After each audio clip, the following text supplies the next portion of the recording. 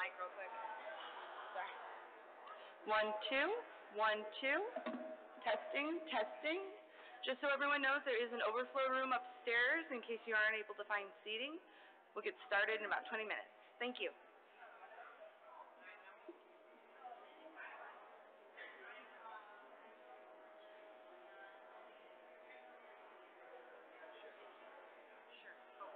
One more time. Huh? And if you ordered lunch today, please pay for your lunch now, just outside at this table here. It helps avoid confusion later on. Sorry, thank you.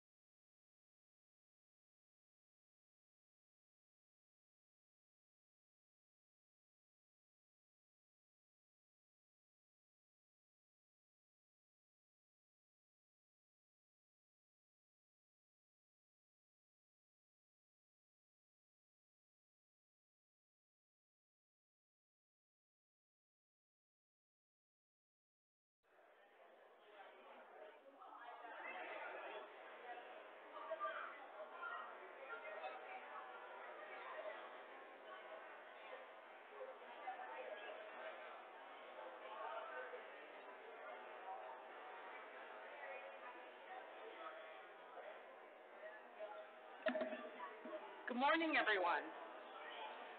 It's so wonderful to see so many wonderful faces here this morning. It's my honor to welcome you to the 11th Annual History Detectives. We have so many amazing presenters today with a ton of information that I'm going to try and keep this brief. I'd first like to thank the Grand Rapids Public Library Foundation for all its support in helping put on this wonderful event. And I also want to thank our partner organizations, Western Michigan Genealogical Society, Greater Grand Women's History Council, Grand Rapids City Archives, Grand Rapids Historical Commission, Grand Rapids Historical Society, Coochie Office of Local History at Grand Valley State University, Grand Rapids Public Museum, and that's about it. It's a long list. A lot of people come together to put this on for. So just a couple housekeeping items. Please note that the parking gates will be up at the end of the day, so there's no need to worry about getting a green ticket or paying for parking. You'll be fine. If you haven't already, if you RSVP'd for a lunch, we're doing pre-sales for lunch just outside. It's easier to just get your ticket than to have to pay at the lunch table. Last final thing, we will have surveys out over by the library table. Please fill them out. The only way that we get funding for wonderful events like this is if we get feedback on how wonderful they were. So, please fill one out. And with that, we'll welcome our first introducer, and who will introduce our first speaker, Bryant.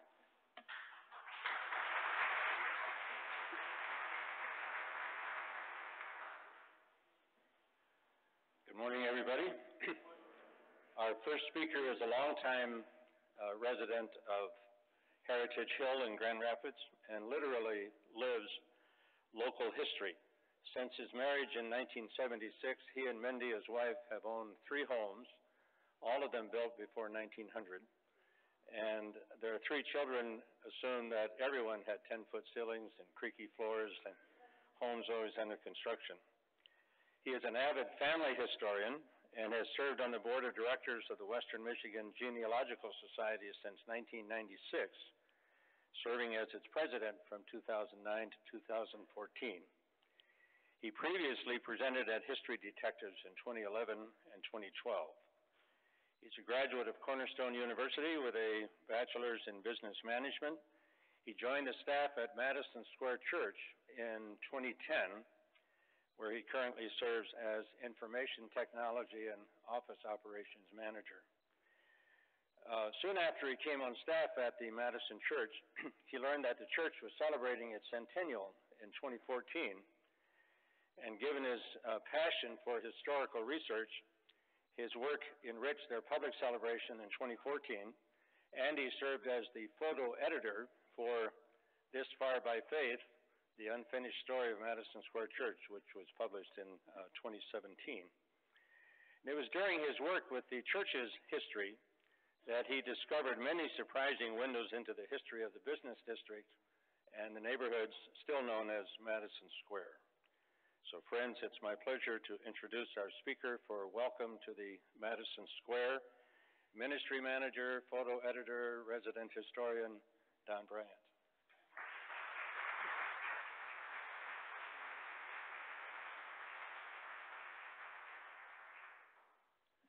Good morning. We got a full house. That's kind of what we were expecting. And glad to see you all. Everybody's got their coffee and will stay awake, I hope. Let me just get this going here.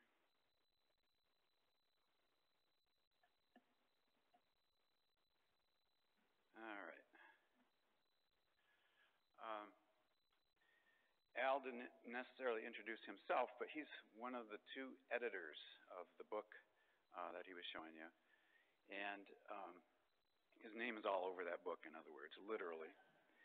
And his co-editor and fact-checker is also present today. I'm glad to see Jackie Venegas here as well. I also want to thank the WMGS. They are the official sponsor of this presentation. So thank you for joining me this morning, and I'm going to invite you for a stroll around and through the Madison Square. Before I begin, I feel a need to explain two terms I'll be using. One is Madison Square Christian Reformed Church is the official name of our church, and it's quite a mouthful to be saying repeatedly, so I'm not going to do that. When I say Madison by itself, I'll be referring to the church, and it's also a gospel center in the history, and it's also a mission. The term Madison Square I'm going to reserve for the geographic area and the business district that most of this presentation is based on. This is the book that we've made available today. This is a short little ad commercial for, we have a special history detective's price of $10 today, and that's about a 35% discount. It's not your normal church history. I want to make that clear because most church histories tend to be names and dates and we did this and that. This has a little bit of that, but more importantly, it relates how our church has affected and influenced the neighborhood and vice versa, how the neighborhood has influenced the church over 104 years now. So that's my ad. That commercial's over. To begin, I have found that local history and family history are deeply intertwined. If you're a genealogist, raise your hand. Okay. Put it down. Okay. If you're your passion is local history and research, raise your hand. Okay. There were some that raised their hand twice. That's what I was hoping for. I encourage you to be both if you're not. If you're a genealogist, you'll gain a better perspective on your family forebears if you embrace local history, learn their environments, where they lived. If you are a local historian, remember that history only happens because of the people. Who were they? What were they doing? And if they happen to be your relatives, even better, because it gives you extra motivation. Embrace both. The next few slides, and I'm going to go through this pretty quickly, is from a slideshow prepared for Madison Church to welcome newcomers and get them oriented to the history. And hopefully they'll provide a little background for today as we get started. We've been in the same neighborhood over 100 years. When William P. Van Wyck, who was born in the Netherlands, came to Oakdale Park Church in 1911, and Oakdale Park was another Christian Reformed church. That's another term I may use as CRC if you hear me say that.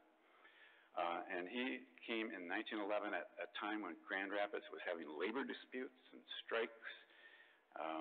Then soon in 1912, the entire address system for Grand Rapids changed.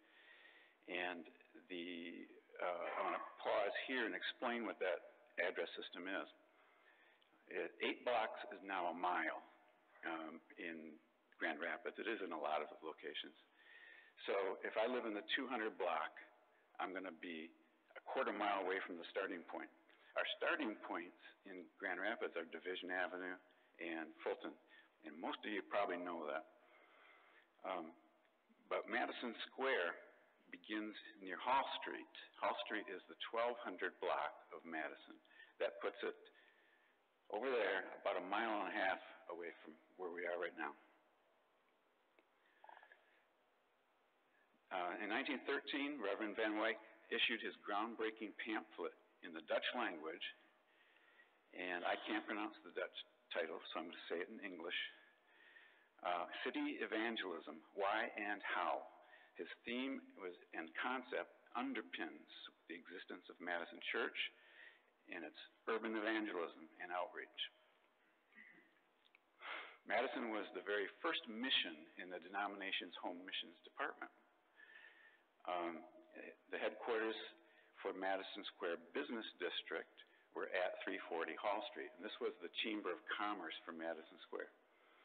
It had a little micro Chamber of Commerce.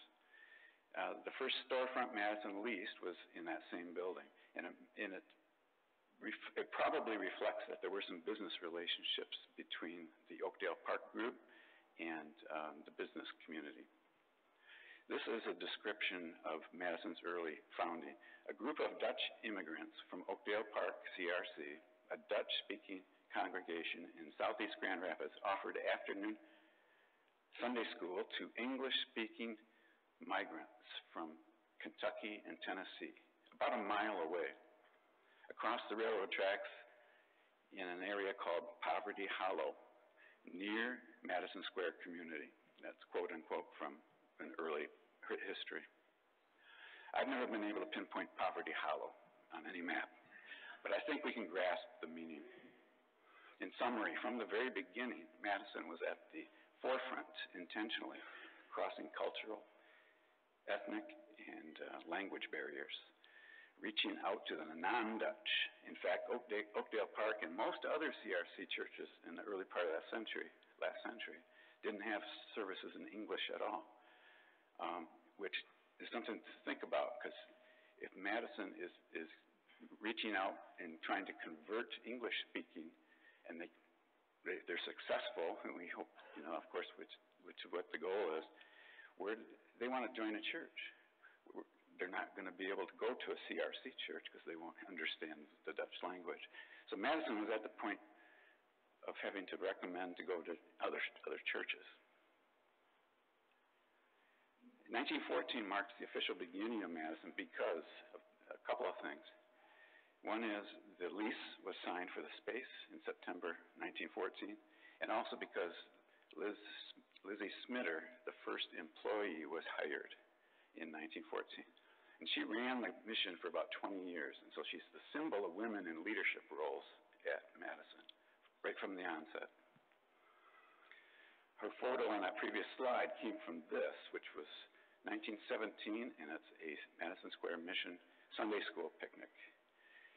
It was no doubt located in the Madison Square area. We just don't know exactly where. But there's 75 people here in this slide, at least from my count. And the mission was only 3 years old in 1917. In 1918, 100 years ago now, for time reference, this was the height of the World War, and the devastating influenza pandemic, the Spanish flu, was first observed this month, January, 100 years ago. Time zones and daylight savings times started in the U.S. Women's suffrage movement was in full swing, especially in GR. There's a lot of people here have a lot of expertise about that. The mission moved around the corner from Hall Street to its second location in 1918, and the picture that you're looking at is Stiles Hall, and that's at the southwest corner of Madison and Hall. The mission was on the second floor of this building. I placed this photo here early in the presentation to help people visualize the intersection of Madison and Hall. This is obviously the Madison Square branch of the Grand Rapids Public Library. 100 years ago, the exact location where the Madison mission was.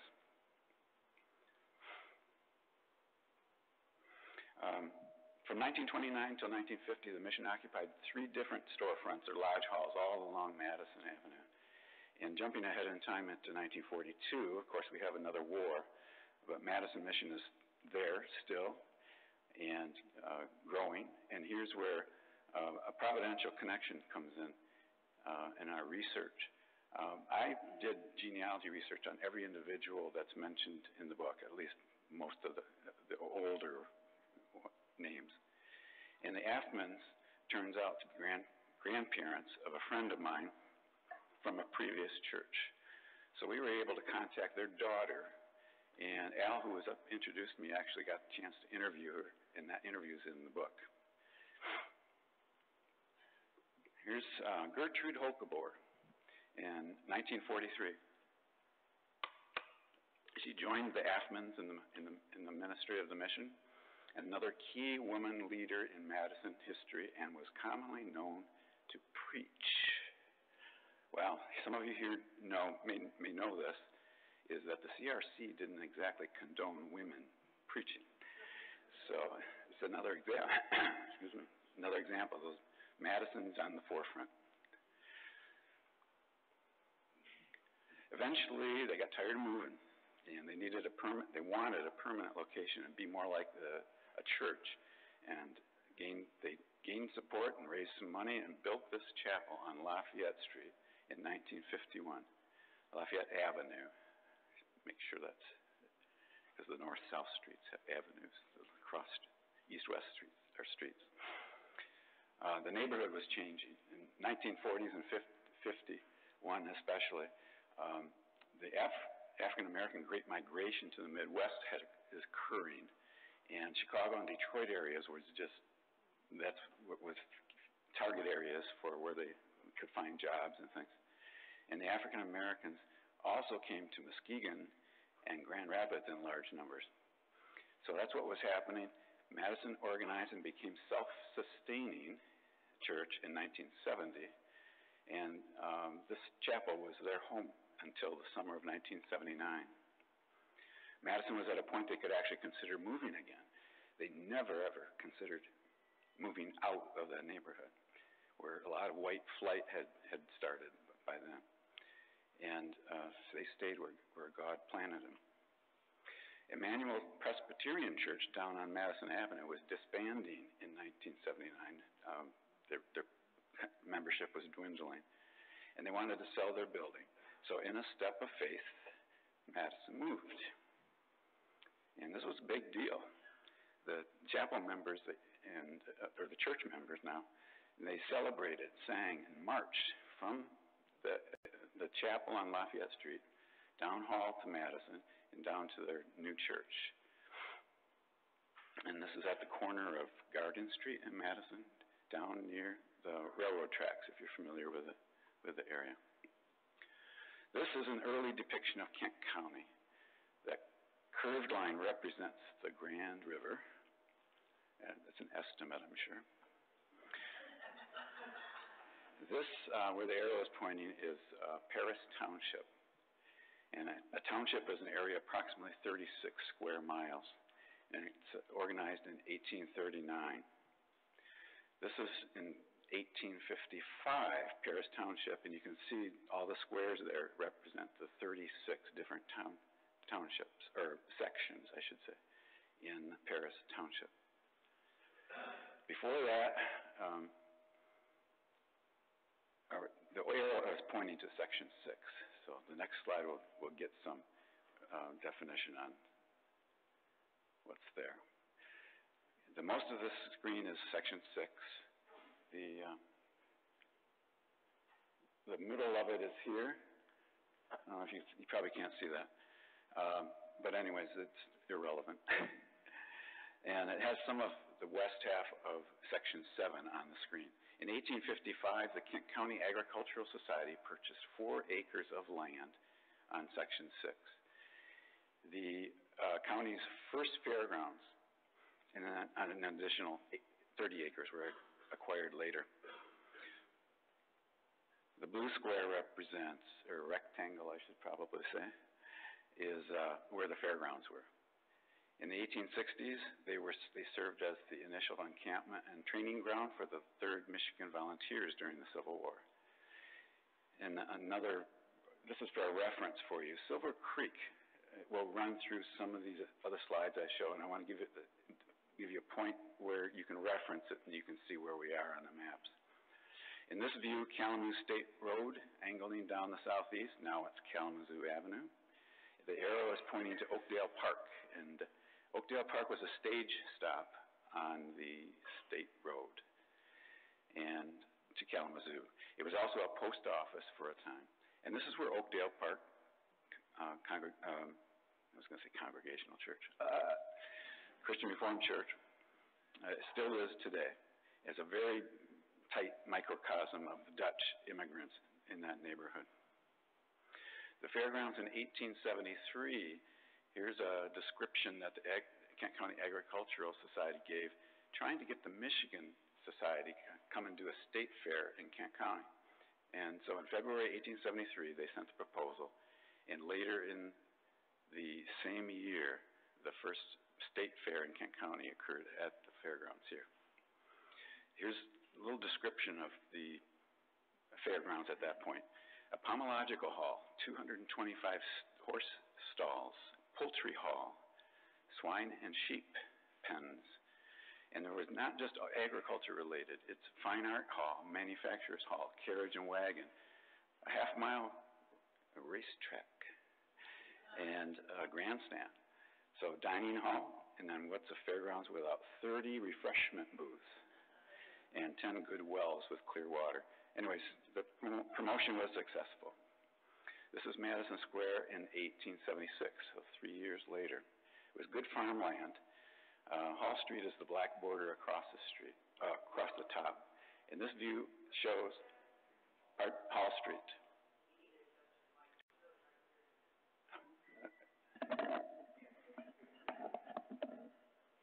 Hall Street, is that better?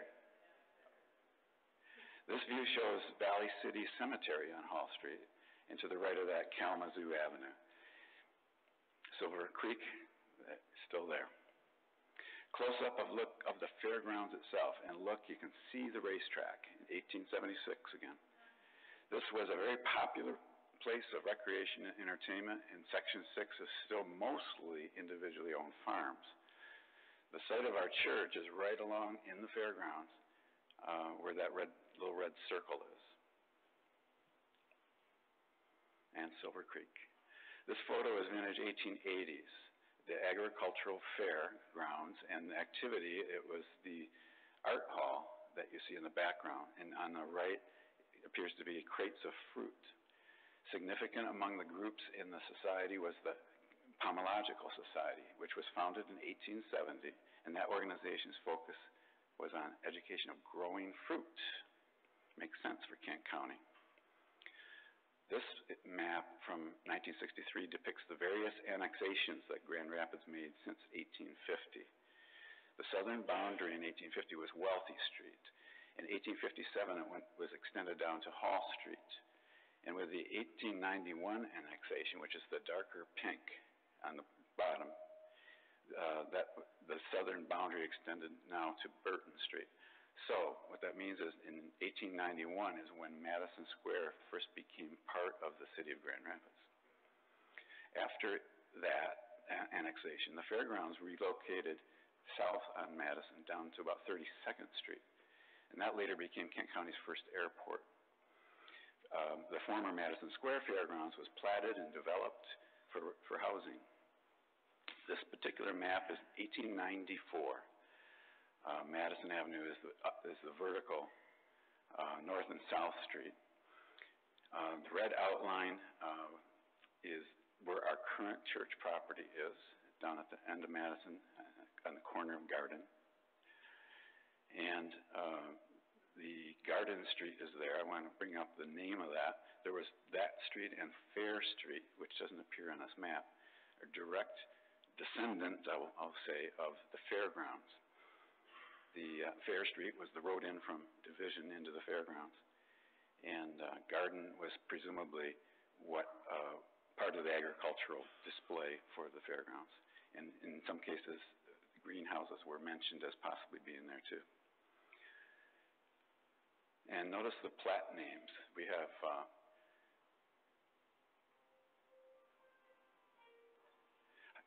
two plats that have fairgrounds in their names, Houseman's and Robinson's Plats with fairgrounds. That was the name of their additions. And lastly, there is the Paris Township School. And this is now the location of Restorers, which is one of our partner ministries at Madison Square Church. And their focus is on education, tutoring, entrepreneurship, training. So it's kind of ironic that they're on a school site at this point, and they're still there. Here's some street views. This postcard is dated 1908. I'm going to rest on this a little bit longer because there's lots going on in this image. And as a brief review, I'm going to, Diana Barrett, who is with the Historical Commission, did a radio series about history of Grand Rapids, and one on Madison Square. I'm taking an excerpt. In the year 1898, Madison Square boasted a drugstore, two dry goods stores, shoe repair, barber shop, bakery, and no less than 6 grocery stores. And what this really indicates is it was a walking neighborhood. You lived, and then you didn't drive out to the Beltline or 28th Street to go do your business. You walked. For our notes, the building in the northwest corner is still there. It's now occupied by Link Community Development Organization. The building on the northeast corner is still standing, except the second floor isn't there anymore. But it was originally Grand Rapids Savings Bank. And did anybody see that cell tower and wonder what it was doing there? It's actually a 100-foot arc lighting tower. And Grand Rapids had about 45 of these installed around the city during the 1880s.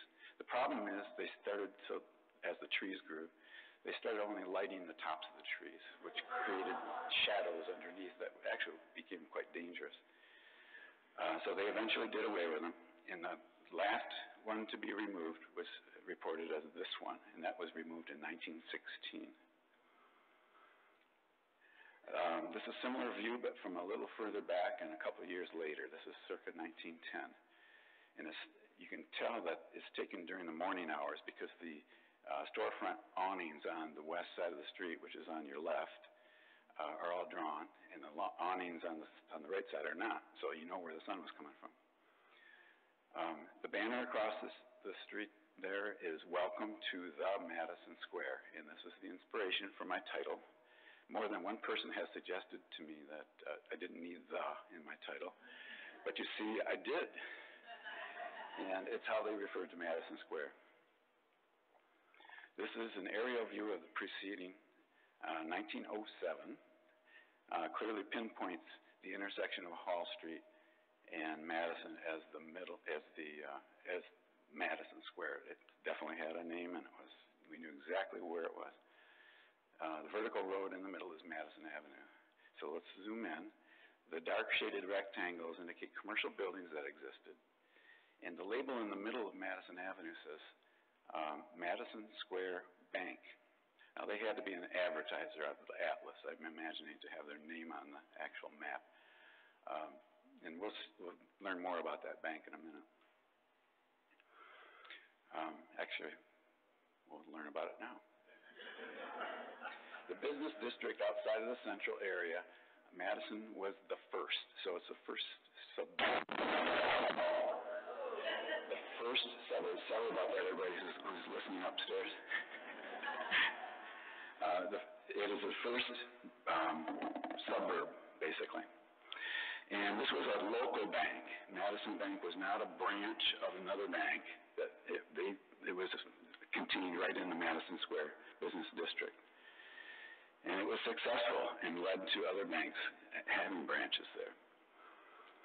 And as just a little peek at the Madison Square at the beginning of the 1930s, and just after the Depression, or as the Depression was getting underway, and this was 1931 directory, and excerpts of just businesses named Madison Square or something. So this isn't every business, but to give you an idea, billiards, barber, food shop, newspaper, 2 banks at that time, community golf course, furniture, garage, gospel mission, that's us, and on, it goes on with several more. But again, this was a walking neighborhood. Wait a minute, did I say golf course? Wow, that's a future history detective's topic, I think. This is 1912 map showing Madison Square area. And notice now the combined Oak Hill Cemetery, when Valley City Cemetery was absorbed when the city took over. And then we've got the railroad track and Silver Creek, just for your reference. That, by the way, 1912 is the last time I found Silver Creek on a map. I don't know if they just omitted it or it disappeared. I can say that it doesn't exist there now, so it's probably underground. Remember the Madison Square Bank? This is the 1910 shot. The next photo is 30 years later. By 1940, there was apparently more money in the tavern business in Madison Square. Certainly a sign of the times. And yes, the Depression affected Madison Square's neighborhood. And close up on that, this is interesting because now we have another street light, and it's not on a 100-foot tower. That large round globe in the front of Lenger's Meats was installed about 1916 or maybe a little bit before. So already it's over 20 years old. And then the Depression came. There was no money for street light maintenance, trust me. World War II came. No money for street light maintenance. So actually, these things began falling over onto things like cars. It was drastic. And here's a result in 1949, so this is several years later, but new street lights. This photo did not make it in the book, or did make it in the book, I'm sorry, because Madison Square Gospel Center is on this picture on the window. I don't know if you can see it, but they're putting a new light right in front of the Madison Mission. And of course, accompanied by the local politicians so they can make the most of the news. This is the view directly across the street from the Madison Gospel Center. Madison Theater in 1940. It closed in the 50s and was finally raised almost 40 years later in 1990.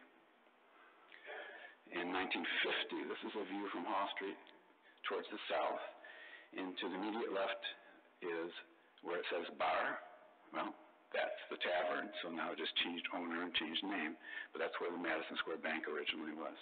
A close look at this reveals the new lighting poles, full view, and then way in the horizon, and if you can see that, I don't know who your eye doctor is, I can see it, but there's a bell tower of the Manual Presbyterian Church in the skyline, so you can tell exactly where we are. Now we're going to look at some street views that are more closely related to the church. This one is, these are all thanks to the city archives. Some of these are 1936 from the tax assessor collection, as this one is. This is 1413 Madison, and it's Restorers. It's where that schoolhouse was, on the same site. Back in 1936, it was Colonial Custom Upholstery. And at 1401 in 1936, the Parisian Dry Cleaners. This later became the Peterson Building, it was called. And we bought that in early 2000s and renovated and restored it in 2007. And this is under construction, under restoration. It's a ministry and event facility. The most use of it, though, is Madison's youth program. Let's look at the changes the main site at 1441 Madison went through. This was what was about 1950, Emmanuel Presbyterian Church, built 1889. This and the next few photos were discovered after the book was published, so none of those are in there. The source here is a gentleman by the name of Deke Spearling, who was the son of Reverend Spearling, who was in charge, was the pastor of Emmanuel Presbyterian Church as at this time, from the late 40s to 1955, during the time that they added a new sanctuary. 1953, the Emmanuel Church began that project. One of the first things they did was dismantled the bell tower. They left the main structure in place, and they were going to add the sanctuary onto that. This is a Sanborn fire map. Sanborn fire maps are intentionally detailed so the fire protection can be better. The firemen would, especially for commercial buildings, know what they're in for when they get to them. Just below the structure is the outline of the manse in Presbyterian. That's the parsonage. Here the foundation for the addition is being prepared, and this is where the manse would have been, but it's not. I had assumed it was raised at some point. Deke informed me, no, it was moved. So, it's pretty interesting to think about. The addition is completed now. This is 1954.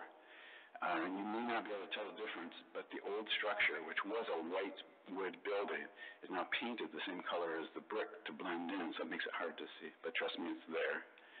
And then just a year later, there was a fire in Madison Square, and that fire took out that wooden building. And that was in April of 1955. It was accidentally started by children playing with matches. Go figure. And it was a total loss. And the new modern brick addition survived intact, fortunately. But the streetscape kept changing. Several decades later, after rebuilding an education wing and fixing the fire damage, this is our church in 2016. I actually took this photo myself outside through the window in my office, which is directly across the street. And for whatever reason, it's gotten 50,000 views on Google Maps. This is where the manse was located, right on the left side of the church there. If only I could see it, because I'm sitting right across the street from it. But so I'm closing in on the end of my talk today. Guess I'm doing okay on time. But I haven't yet fulfilled the full description in your program, so I better do that. While knowing local history can connect one's family background, there are many connections I have personally, but the one I think is the most compelling I have is with my dad's early life. My dad was born in Madison Square. This photo is not in the book. This is personal history.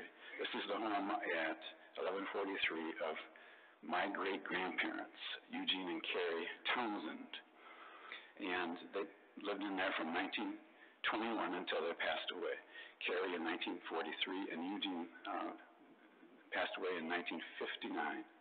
Their daughter, Marie, is my grandmother, who I've never met, and there's various reasons for that.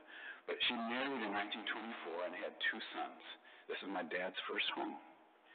And because soon after he was born, in April of 1926, his birth father, for whatever reason, abandoned the family completely. So here's Marie with a single mom with 2 little boys.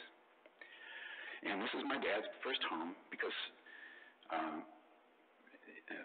she lived with her parents for support to help raise her 2 boys. My dad was enumerated 2 times in the 1930 census, once here at this address, and second time with a foster family on 8th Avenue in Talmadge Township, Ottawa County. What was happening is she couldn't handle him and his older brother alone. So she found, I think it was her father, because he worked at the post office, and there was somebody else at the post office who had just lost a baby recently, and they loaned him out to a foster family.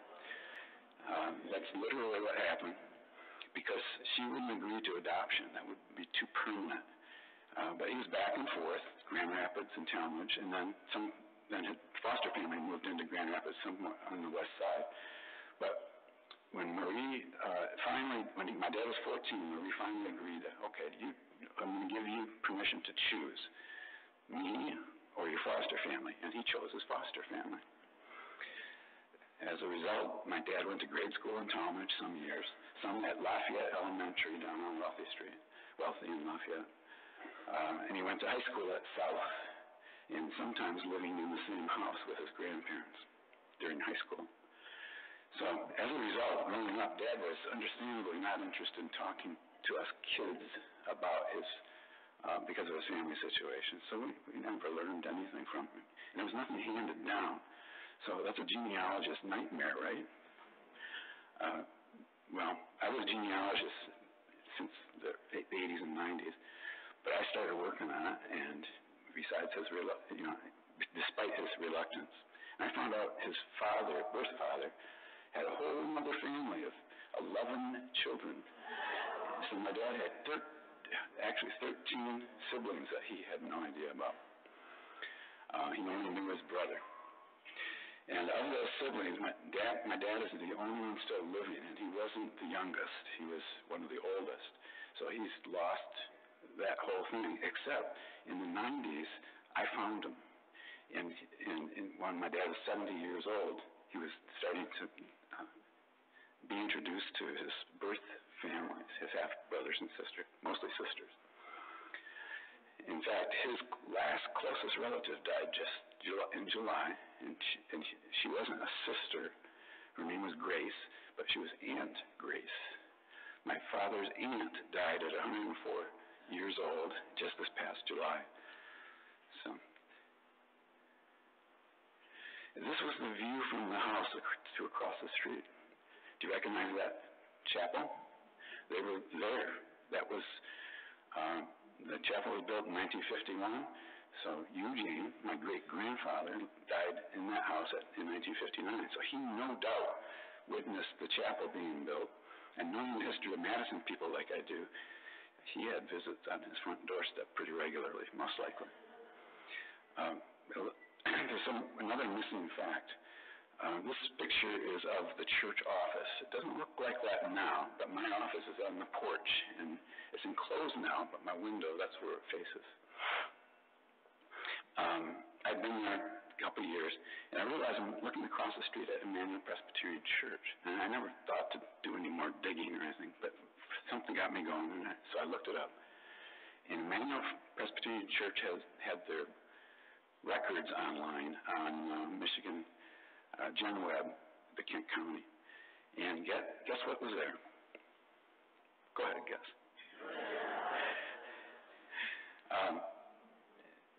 A record of my grandparents' marriage. And it was May 14, 1924. They paid $2 to be married by Reverend Kilmer of Emmanuel Presbyterian Church in his home, which was the manse. I got a picture of the manse, finally, from my friend Deke, who had found these pictures and gave them to us. So, it makes one think. Now that house was moved. I need to find out where it was moved to. So thanks for coming along with me on this little tour and the stroll through the Madison Square. And thank you very much for being here.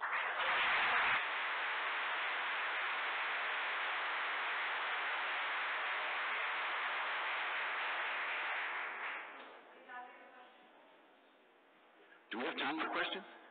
Oh, we do. We'll go back there. Yeah, I'd just like to thank you. You talked about connecting genealogy and local history. Your slide of 1413, the colonial upholstery shop. Yeah. That's my first cousin once removed, Louis Steenwhite. Did everybody hear that? It wasn't really a question, but he had a connection with the restorer's building. Cool. Have you done any research into the history there? Of that building itself? Not really. Just what? When I grew up, they called Louis the mayor of Madison Square.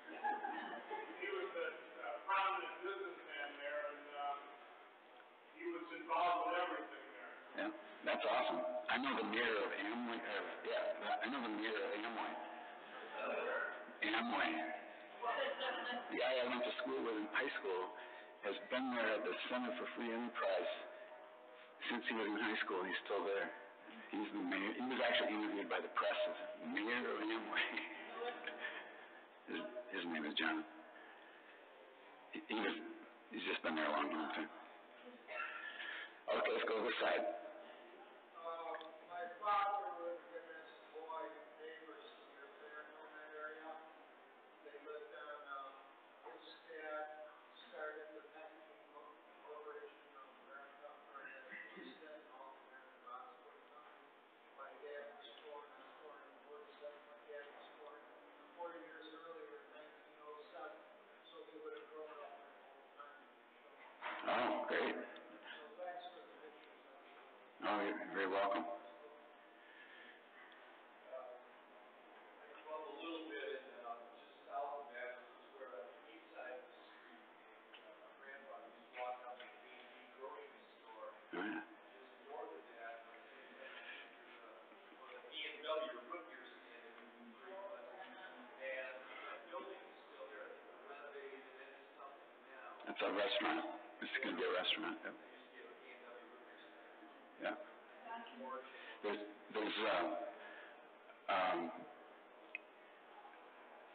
I was just having a conversation with somebody about, I wonder if I'm going to talk about whatever. I think it was Effie's hat shop. And I said, I didn't remember that, but there are hundreds and hundreds of businesses over time that Madison Square was just full of activity. So, and he had a connection with he lived, for those of you who didn't meet him, he lived south of Madison Square, but he used to come to Madison Square, went to the AP and mentioned the root beer stand. So, yeah. Do you know anything about the selection of Madison as a name for the street? Well, they had a street named Garden, so they added Madison Square to it. Not. If you Google Madison Square Garden Street, you're going to get New York. I don't know where the name of that came from. No. Any other? It sounds like Madison Square would be a Hall Street orientation. This is the Madison Square, Hall Street, which would let me, I would guess that means Hall Street, because the east-west connector road is far more important in the early city than it is now. The question is about Madison Square being oriented on Hall Street. What I have found is most of the commerce and business grew on Madison, and it grew south. It's actually the businesses, it's more like a cross shape, and the Madison to the south is by far the most developed. So I think it was kind of organic. Can you say a word about the archives and the WPA project photographs from the 30s? I use Dave's question was about the WPA project and the photos from the 30s. Some of those I had were from the archives, from that collection, and it was a tax assessor's. They wanted to know as much information about every property at all, and they had to put people to work. And in 1936, they just went around and gathered data. The sad part of it is they didn't necessarily keep everything. And in fact, it was complained to me by Bill Cunningham, who used to be the assessor or the archives director a few years ago, that if he walked in and found these records missing, and he found out that if a building was razed, torn down, they would get rid of the record because who needs it anymore? And it was the most disappointing thing in his career, apparently, when I was talking to him about that.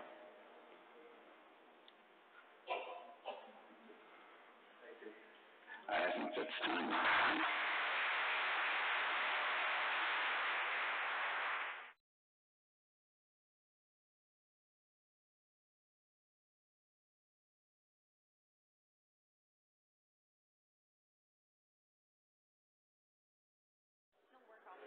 These mics back there, just got your number. Okay, do you need to go up?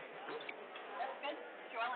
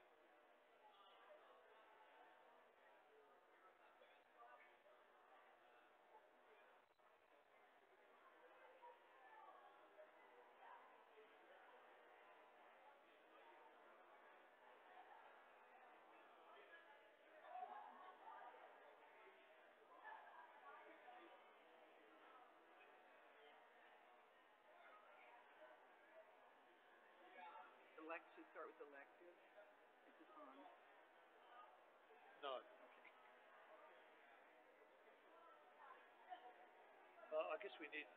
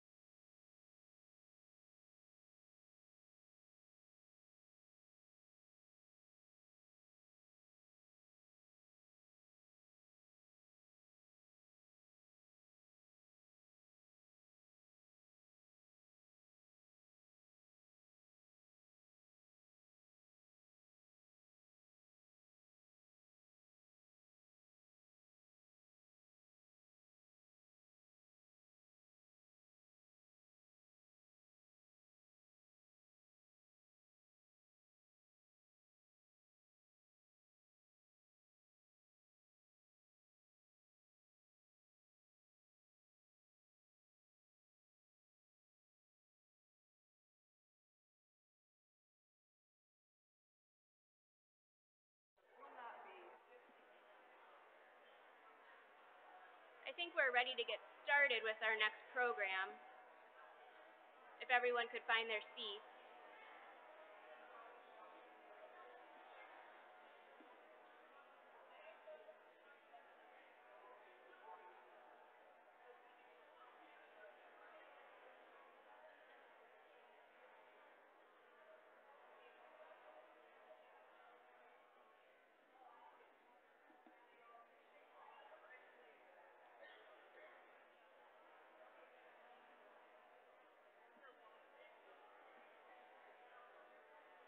Not really.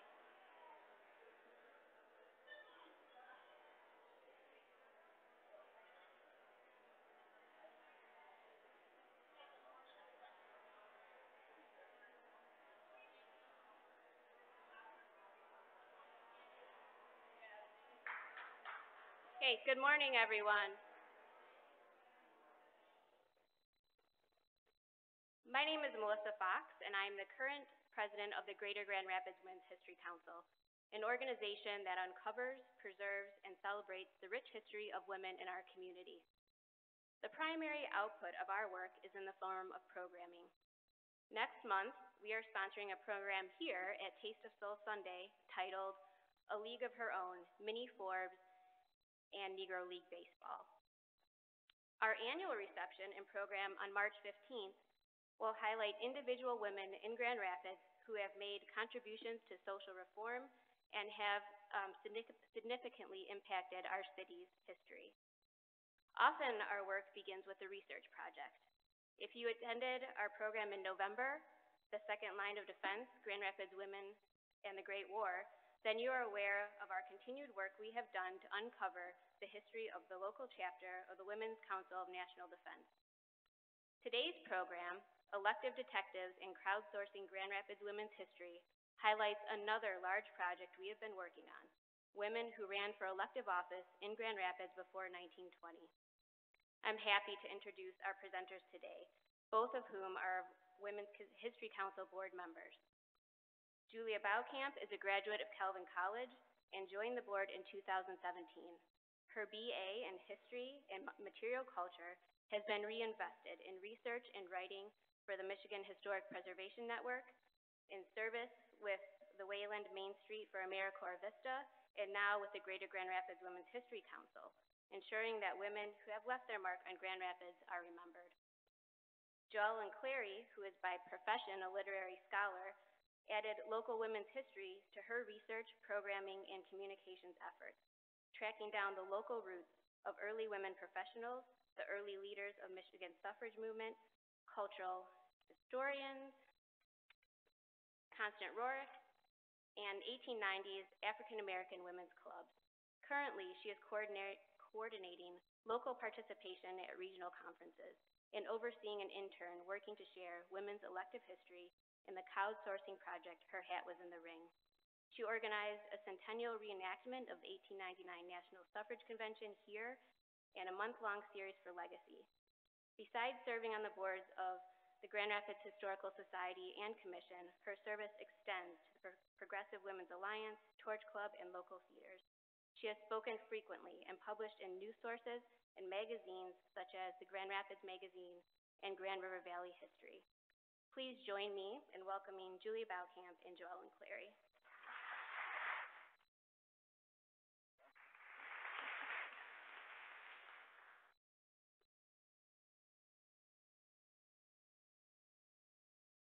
Roger, this isn't.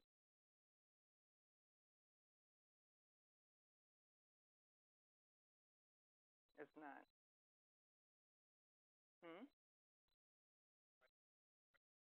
But I don't want it to advance. Oh, it's not on.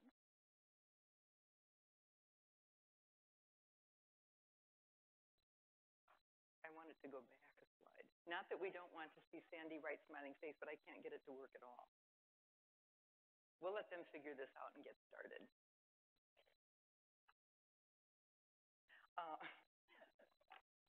All right. The decades between 1890 and 1920 are often dubbed the Progressive Era, a period notable for the explosion of female visibility when American women inserted themselves into the civic life of their communities.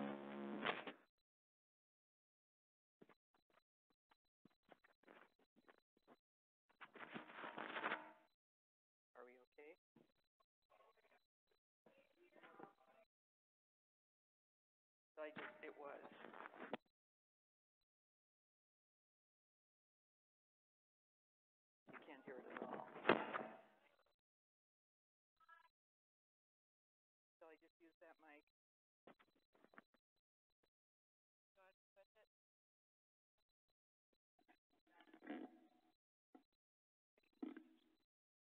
Is this off now? Can you hear me? Okay. A little bit of a ragged start here. The decades between 1890 and 1920, there will be a quiz, as I mentioned, are usually dubbed the progressive era, when a lot of women were highly visible on a public stage.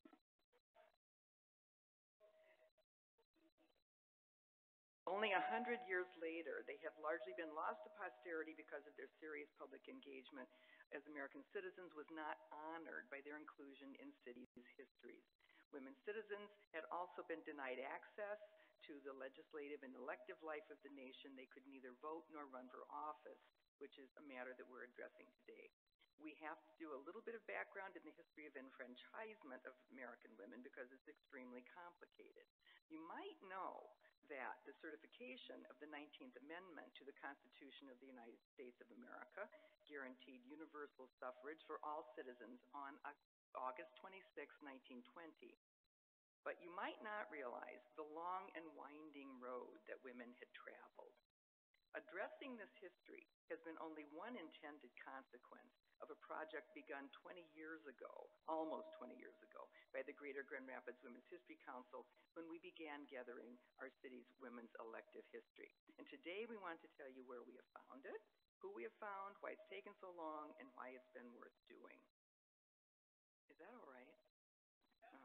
But first, we do need to talk briefly a little more about enfranchisement. Before August 1920, women's suffrage history, when it existed at all, was generally partial and determined state by state and city by city. It was messy. For just one example, Kentucky was the first state to allow its women to vote in school board races, but only widows with children. So here's a brisk summary that most concerns us. In 1867, a revision of the Michigan Constitution gave tax-paying women the right to vote in their district school board elections if their cities had petitioned the state legislature to change their charters of incorporation. In 1881, a legislative act was passed granting school suffrage to all parents. There's a lot more of this, which is a totally different program. But finally, Grand Rapids enfranchised its tax-paying women along with parents in the mid-1880s, which act finally enabled women as voters also the right to run for election themselves. And at this point, we believe that women first ran in Grand Rapids the first time they could in 1887.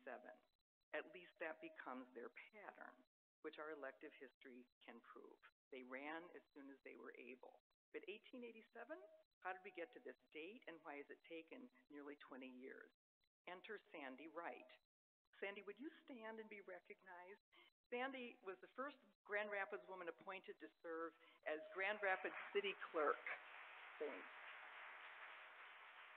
In 1978, and she was Michigan City Clerk of the Year in 1989.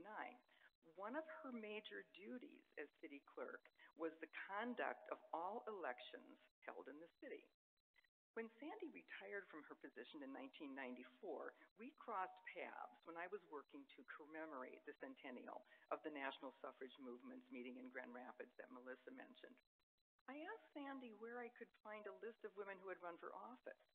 She said, "Interesting question. There isn't one." And the rest is history. There isn't one for men either. But I wanted one to pull out the women's names. So the compilation of an accurate elective history has been difficult.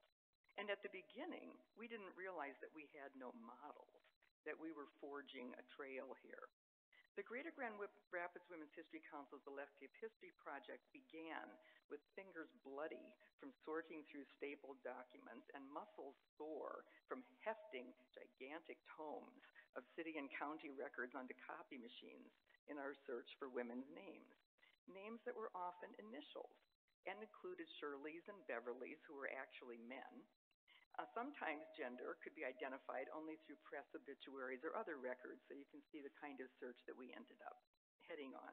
And there are lots of other examples like this. And of course, race was not identified. But we were buoyed by the knowledge of what we could find in recent years. Some of you may remember Jean McKee's run for judge in 1976. In fact, most people assumed that women only began running for office after the 1960s and 70s burst of second-wave feminist enthusiasm. At the bottom here, you will see the name of a relatively early African-American candidate for office, Ella Sims. And we could chart women of color running for office later. So we started working kind of backwards. But as we reached farther back, we discovered that a woman named Harriet Hill in 1951 was the first African-American woman to run for school board. The farther back we kept reaching, the more surprises we came up with. Recently, I just want to report that native Grand Rapidian Yvonne Sims has culted on a broader draft list of African-American women candidates over the years. So we've also been piecing together lists of women who ran for county commission, African-American women who've run, etc. So our work over the past 20 years has continued in fits and starts. When Rosalind Bliss was elected mayor 2 years ago, for example, the first woman mayor in Grand Rapids history, we could rehearse the history of women who had begun running for that office in the 1970s and help out the newspaper. But we've dug deeply as well as broadly. Researchers like Deirdre Toller-Novak illustrated for us recently how celebratory programming can push a project ahead. But we bogged down officially the more time that passed and the farther back we went. You can see from this slide a string, no women candidates. That didn't necessarily mean there weren't any, just that we didn't know or we hadn't found them officially in order to put them onto our scrupulous spreadsheet.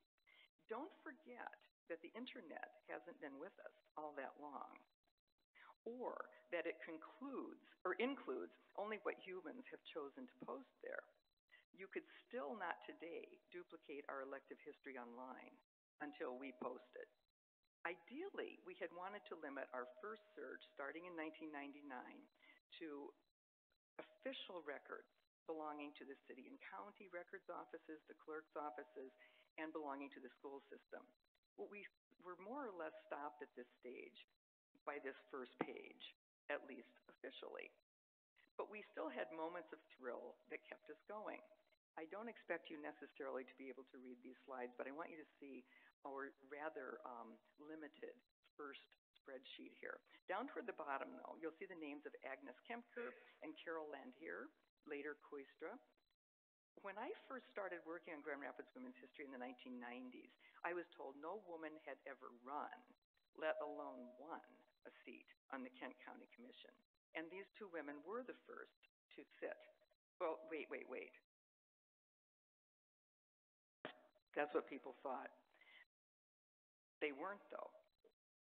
Grace Ames Van Hoosen was a name I didn't recognize right at first, but I'd known her through some suffrage work.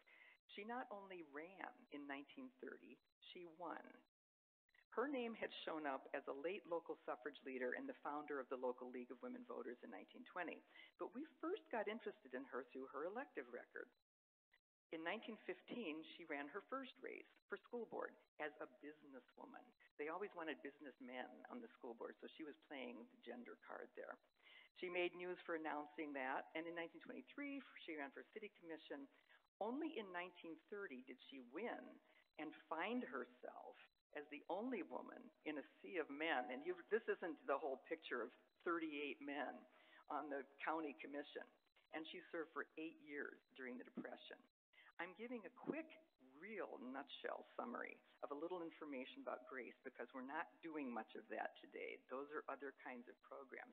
And there's a lot to say about all of these women. Indeed, the discovery of Grace herself kept us going until we just couldn't visit one more office or keep up the pace. Finally, we decided to settle unofficially for what we could find in some easy sources like Goss's city history. And we'd worry later about the need to be scrupulous on the spreadsheet. On this page listing, you can't read it, but I want you to see kind of what they look like. we have a listing of the sitting school boards. In the second one, do you see H.A. Cook? Anyway, that's Harriet, as it turns out, the first woman to win a school board seat and the first to run, so far as we knew, in 1888. When she ran, she caused an uprising in a third ward caucus.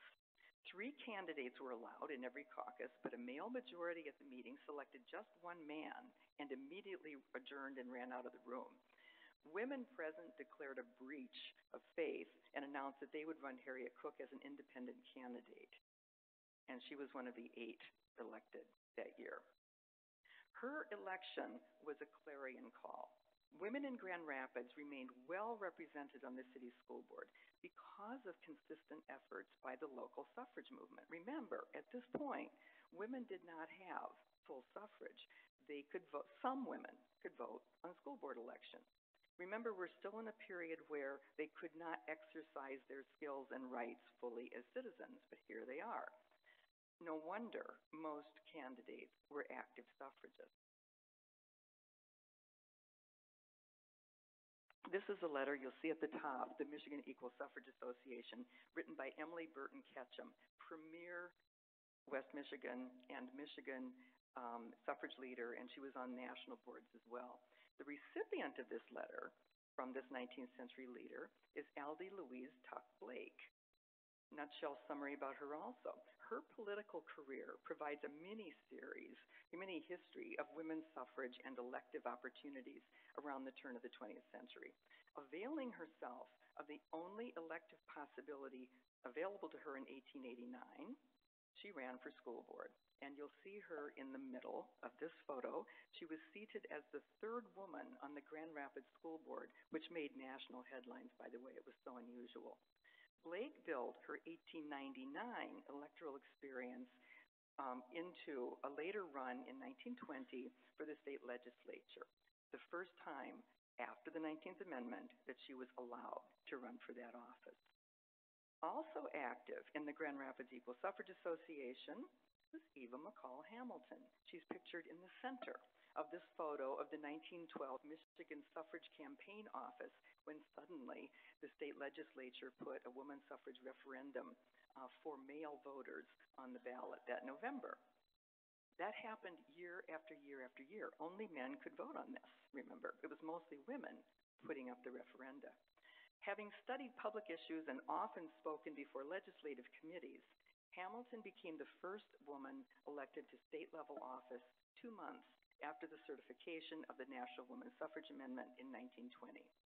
Elected in the first general election, as I said, in which women were permitted to vote and run on that level, Hamilton remains in 2018 the first and last woman representing Grand Rapids in the state Senate.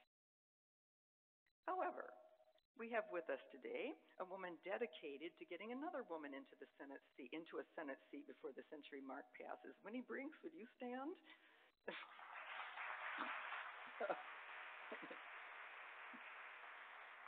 Currently representing the 76th district in the State House, Representative Brinks is running for the open seat in the 29th State Senate District.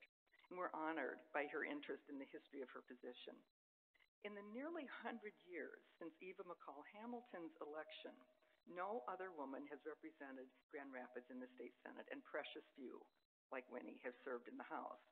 Brinks is running in part for this reason, to ensure that experiences like hers and Hamilton's are no longer the exception, but the rule. So this comes home to us, all this history 100 years later. Now, the next stage of our elective history project, remember Sandy Wright and I began collecting in 1999, going on 20 years ago. The next stage was prompted by the chance discovery of a national crowdsourcing site. Her hat was in the ring. This is a web attempt founded in 2008 to document as many American women as possible who ran for elective office before the 19th Amendment, before universal suffrage was guaranteed in 1920. To date, it lists nearly 5,000 campaigns. The project's goal, in some ways, parallels our local attempt to record a more comprehensive Grand Rapids women's elective history. and it suggests starting points for hundreds of local research projects, for many of which the Council hopes to be a model. The advanced state of our elective history project puts us ahead in this game, but we are especially interested in generalizations the national project will be in a position to forward. They've already challenged historians' long-held ideas about why, or the way women participated in political life, that female candidates had more motivations for running than previously thought, and that many actually had a realistic hope of winning their positions, which were virtually all run on the local level. So you see the importance of doing our local history. They were serious about their runs, addressing civic issues. That's important. It wasn't just a hobby, which a lot of people have always assumed and reduced women to. Sandy and I had worked backwards and just run out of steam. The prompt of the Her Hat crowdsourcing project, which my partner today, Julia, will explain more fully in a minute, led us to seek the help of a research intern. Is Angela here? She was going to try to make it. Anyway, a year ago, the History Council met Angela Chen, a history major at Calvin College, who then worked for 14 weeks on our elective history project, first tackling school board minutes because the city had not run school elections until after 1900. Because your former city clerk had rejected all records not official, which was good. We needed to do that first time around. Newspapers do make mistakes. They're not the record of record. I waited 15 years before asking someone like Angela to start combing through microfilmed copies of old newspapers, unofficial sources. But they certainly worked well to double source information we already had and to add a lot more that we could follow up, leading to triple sourcing. Angela filled in huge gaps, especially by looking for losers, women who threw their hats in the ring but didn't win. Angela was able to verify and amplify our historical records on women's campaigns before 1920 in Grand Rapids. Until she dug in, we had no real idea how much was there. Sandy and I had a start, and we'd seen lists of winners and this kind of thing, but wow. Now that we've moved into a third stage of the process, which Julia will recount, the numbers have been further refined, so our earlier reports were a little bit off. Prior to the passage of the 19th Amendment in August 1920, though, we're fairly confident today that 47 different Grand Rapids women conducted 82 separate races, beginning a year earlier than we'd known, in 1887. Remember H.A. Cook? If you can read it, you'll see she's on here again. She's still the first woman actually to win elective office, but she was not the first to run. Not only did Angela find one Hannah Wallen, who ran and lost in the same race she was in 1888, 3 women had campaigned the year before in 1887. And once again, we're finding new women and surprises. While many of these 47 women's names from the second version of our spreadsheet were new to us, you remember that I reported on some that we had known from before. Still, what surprises Angela's list gave us. Very quickly, I want to note how many professional women had stepped up to run for public office. Frances Hillier, we knew as a Howard University-trained physician whose mother had married Samuel L. Fuller of Fuller Avenue. Here she is on this list at the top in 1887, one of the first 3 women to throw her hat in the ring. And I thought I knew most everything there is to know about an ambitious attorney, Elizabeth Eaglesfield, one of the nation's earliest women attorneys, who hung out her shingle in Grand Rapids in 1878 and later became known as a daring and litigious Great Lakes fruit boat captain. But nope, I had no idea she had run for school board in 1894, and it's an interesting story. How Angela finished all this work in the course of a semester, I'll never know. It took so much time and effort, though, that we couldn't begin to think about posting on the Her Hat site. And the more we studied the crowdsourcing effort, the more we realized how much valuable feedback we would be able to provide its editors on the managing of form and content. We needed more help and met Julia Bouwkamp at just the right time. And here she is to tell you what she's been up to.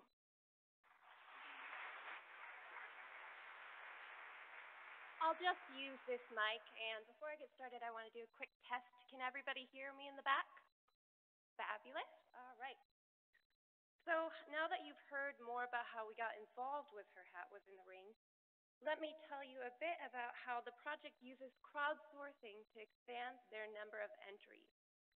As part of their effort to list every woman in the U.S. who ran for office before 1920, Her Hat Was in the Ring utilizes crowdsourcing.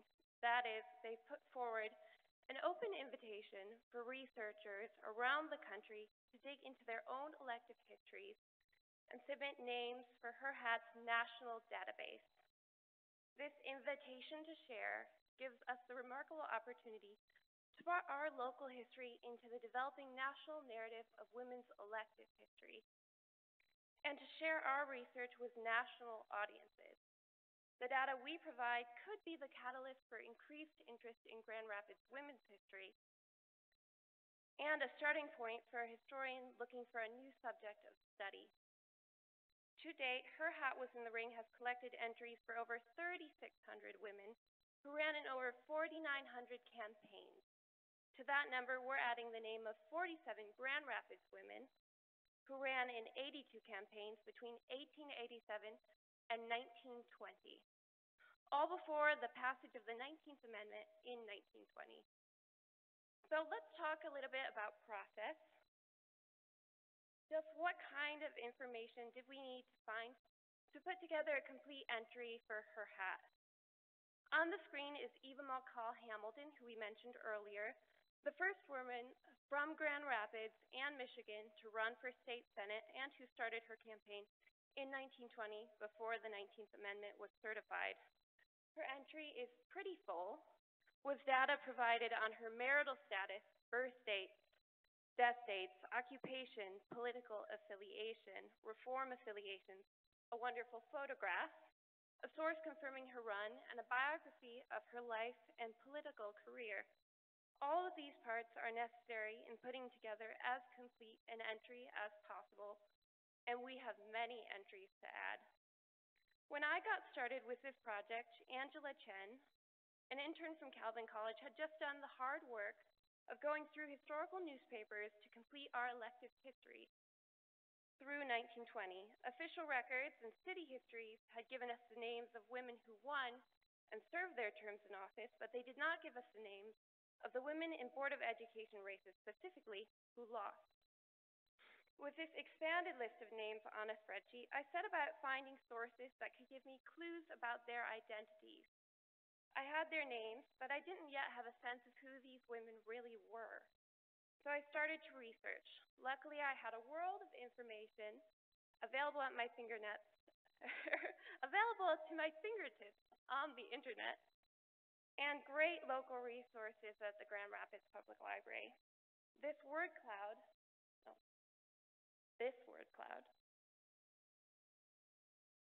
there we are, gives us a sense of the variety of sources I use. Google Books is a great resource for digitized primary sources, some of which you see listed here, and historical newspapers were very central to my research. At last estimate, we collected around 700 articles from historical newspapers, all shedding light on our candidates, their campaigns, and their interests, and we're continually looking for more. All right, this progression of slides here, I see a photograph being taken, so gives you a sense of how the depth of our understanding of each candidate has increased over time. Here you see an early spreadsheet that Ellyn showed earlier, which did not include records of losers in Board of Education races. Here is the spreadsheet Angela Chen put together, more detailed, including candidate entries as early as 1887. And here are the two spreadsheets that I've been developing, one including biographical details like reform affiliation and marital status, and one with campaign-specific information. Here are those same spreadsheets zoomed out to give you a sense of the increase in detail. We've only just begun digesting what we found. In fact, we still have a lot of data waiting to be entered. But already we've deepened our understanding of the women that were once just names and dates on a spreadsheet to us. This research has given us an understanding of who these women were beyond their choice to run for office. A good portion of our candidates had professional lives. This slide gives you a taste of that. We have multiple physicians and teachers and even a lawyer in our list of candidates. Yet candidates who didn't have a professional identity were by no means idle or housebound. This slide is composed of just some of the clubs and organizations that our candidates were a part of. Don't feel like you have to read them all. Even if some of the women in our study didn't have professional careers, they did work in volunteer capacities within clubs and organizations, and often with reform goals like education, or in areas like education, suffrage, medicine, and more. And not only did we get a sense of who these women were, we also found clues about how women campaigned and how women voted. We didn't find a lot of political advertising. Most political ads for our candidates were found in later state elections, some before the 19th Amendment. But women did know how to use their identity and accomplishments to their advantage at the polling booth. Take, for example, Mary Hay, who ran for a spot on the Board of Education in 1913, and argued her eligibility on the basis that she herself was a mother of 8. You can hear her confidence in this qualification in a February 1913 article announcing her candidacy. Quote, "Mrs. Hay has had no experience in either politics or educational matters, but says that as a mother of 8 children, she considers herself eligible to say a word or two concerning children's education." End quote. You might also be noting that Mary Hay is listed as a socialist here, and while she maintained nonpartisan status for the nonpartisan nature of the Board of Education race in which she was participating, she didn't deny the affiliation and enjoyed the support of the socialist groups of which she was a part. In addition to a number of socialists, we also found women with Republican and Democratic affiliations.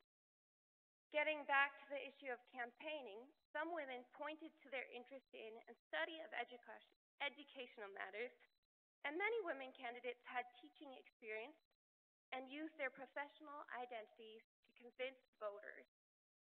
Women weren't alone in making their campaigns. We found references in newspapers that point to club involvement in campaigning. The networks created by the many women's clubs in Grand Rapids served women well as vehicles for the organization of campaigns. The prominence of women's clubs in the community also meant that an endorsement from a club held political weight. On the screen is a headline announcing the Women's Christian Temperance Union's endorsement of Josephine Goss's 1906 run. The article also points out a very interesting debate about voting happening among women voters at the time. Some were advocating a strategy called plugging. Instead of voting for all the candidates allowed in the Board of Education ballot, a person plugging for Josephine Goss would vote for her and her alone in the hope of giving her the highest number of votes. Those against the method argued that there were some men running worthy of the women's vote. As a quote from the article on screen puts it, quote, "What will it avail us if we elect one good member of the board and allow improper persons to be named for the other 8 places?" End quote. As the article also points out, there was no clear consensus on which strategy was best. Quote, "Some of the women are convinced that it would not be wise for them to throw all their strength to Mrs. Goss and overlook the balance of the board, while others want to see the woman candidate nominated, even though the rest of the board should not come up to expectations." End quote. Now, we can't say for sure which strategy won out, but we can say that Josephine Goss did win her run for re-election in 1906. We've also found evidence of voter education in newspapers. On the screen is an article from April 1908 detailing voter qualifications for women. Here's a small excerpt. Quote, "With 2 women in the field for a member of the school board, the question, what must I do to be able to vote, is an important one among the qualified women electors this spring. There are 3 qualifications that a woman voter must possess. They are as follows. She must possess property or be a mother. She must be 21. She must be registered." End quote. Possessing property gave women the right to vote in Board of Education elections as taxpayers, and being a mother gave them the same right as parents, as Ellyn explained earlier.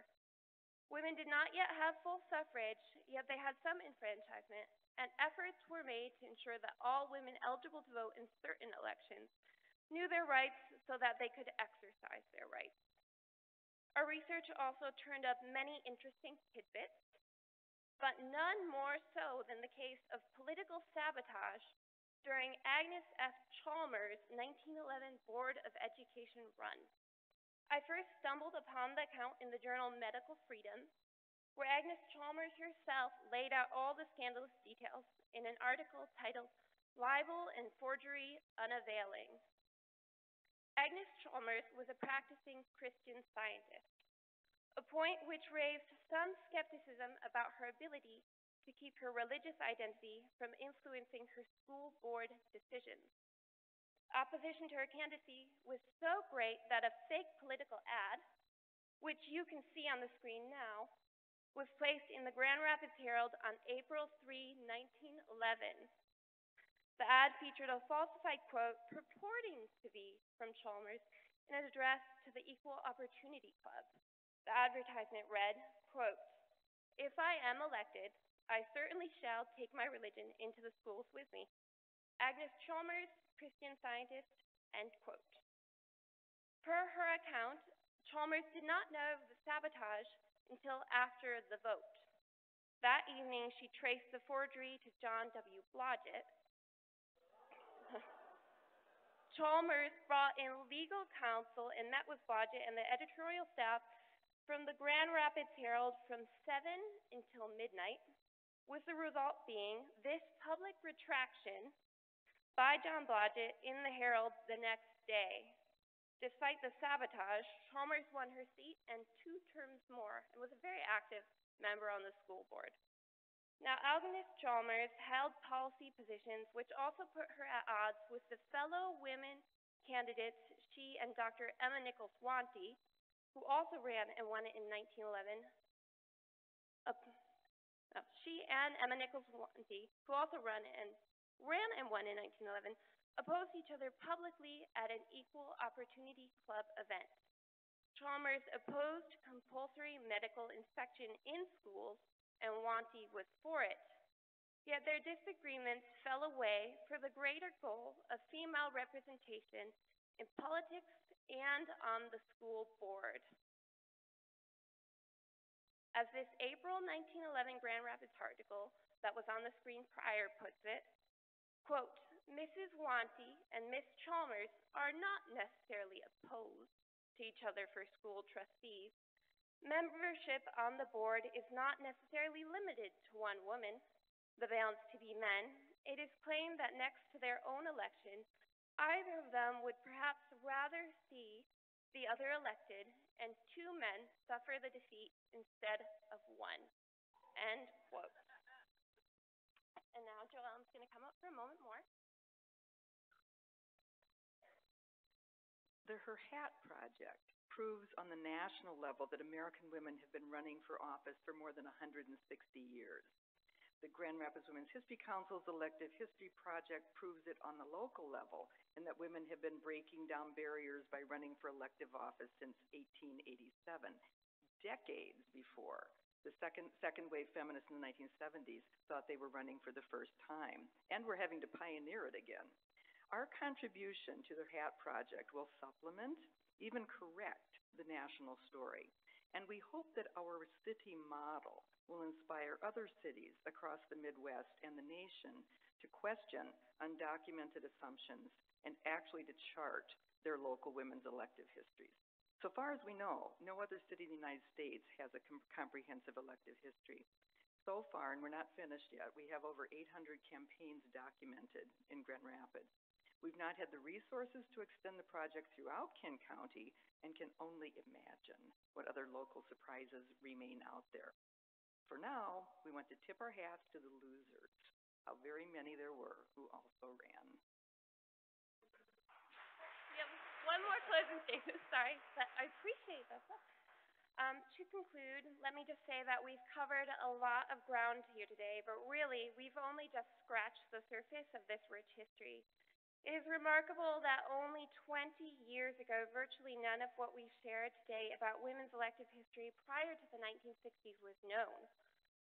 And even that had not been collected for reference. It took a lot of digging, as you can see here, in the archive and online, but we're finally uncovering the remarkable stories of the women who ran for office in Grand Rapids before the 19th Amendment gave all women, the right to vote and to run. Thank you.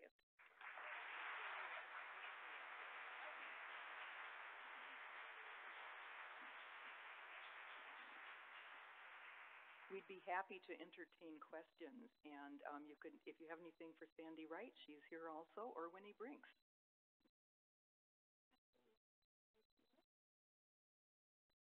Yes.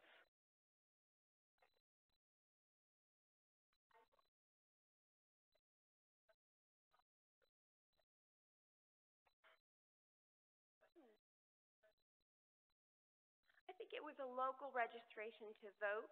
I'm not sure. Oh, yes, sorry.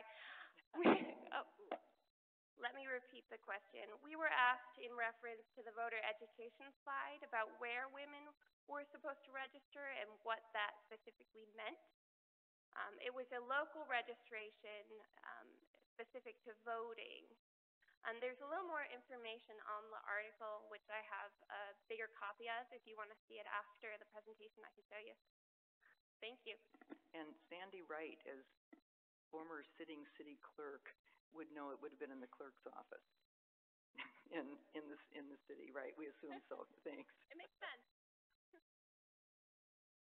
Do we have any other questions?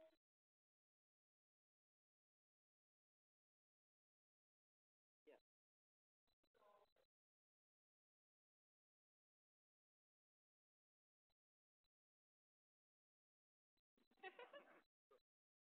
Well, I can't say that I've made an in-depth.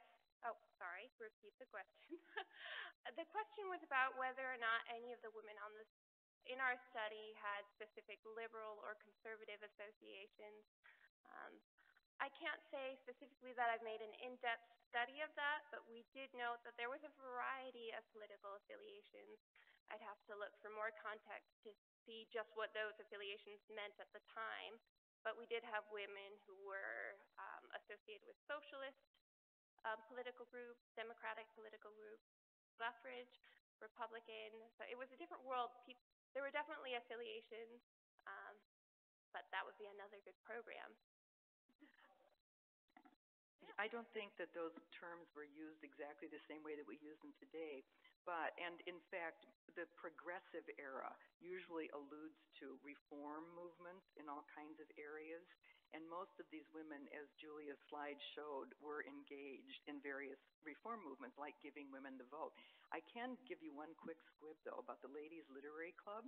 In 1894, there's an article published in one of the Grand Rapids newspapers talking about a fight at the club, that there were two slates of officers put up, and they actually called themselves the radical and the conservative.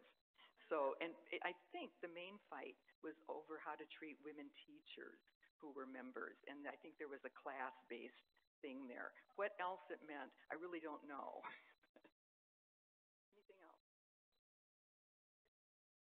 Yes.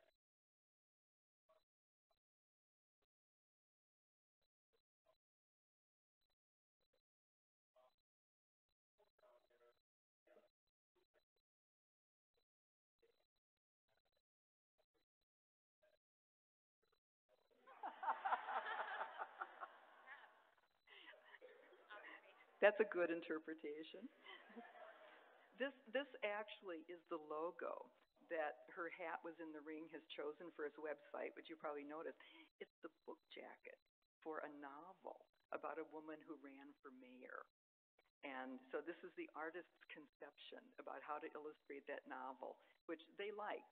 And from the time period, you see that she's rising ethereally above the crowd with the Capitol in the background. I like it too. Oh, for those of you in the Vanderveen Center, the observation was about what the white flag in the front might mean, whether it might be interpreted as I surrender. Is that it? Thanks for coming.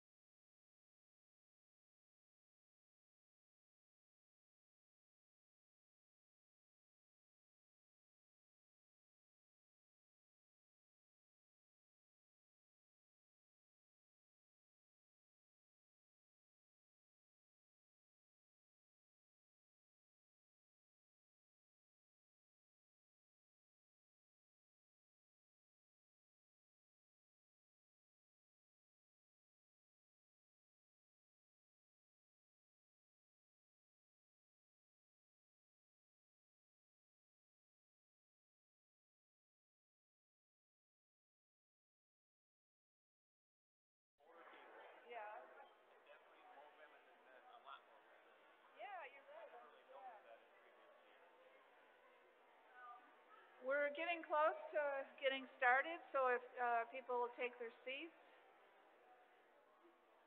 Got about another minute, so. Keep it moving.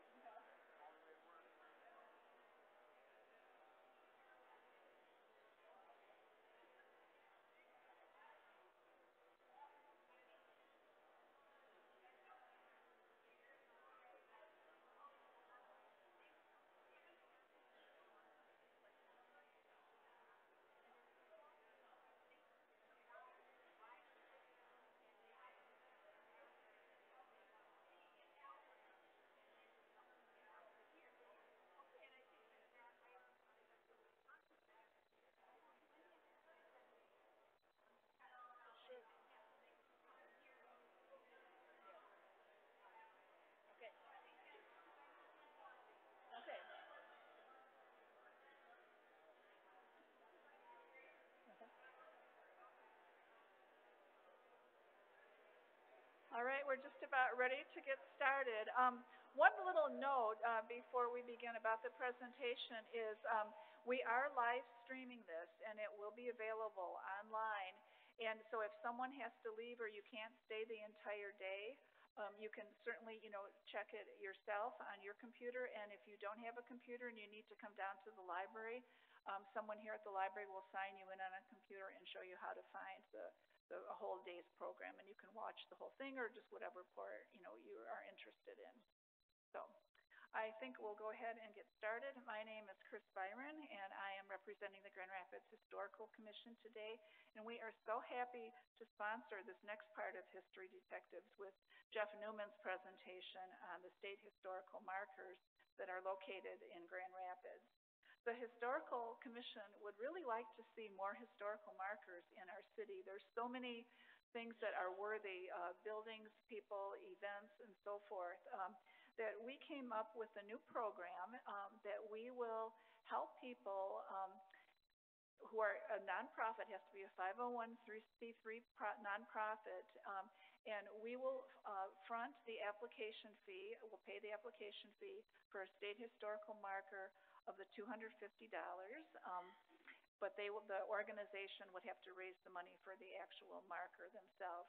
And so there's a little bit of information out on the atrium right behind this wall here. There's a little 3-panel display and a flyer with some contact information. If you are a member of a nonprofit or you have an idea, you might want to contact somebody in a nonprofit to think about putting a historical marker in. And Jeff Newman has created a Facebook page, Marking History in Grand Rapids, which is in association with the Historical Commission's new program. So we hope that's going to be put a little seed, to get some more markers in the city of Grand Rapids. Jeff Newman is a master electrician and retired professor of electricity and electronics at Grand Rapids Community College. He now spends his summers helping folks appreciate the rivers and lakes in the Grand Rapids area via GR Paddling, a kayaking and canoeing business that he and his wife began operating in 2013. His interest in local history has been brought about from his desire to help many of the out-of-town people learn more about the history of the area, and he's really gotten into local history, I would say. I'm very happy to welcome Jeff Newman.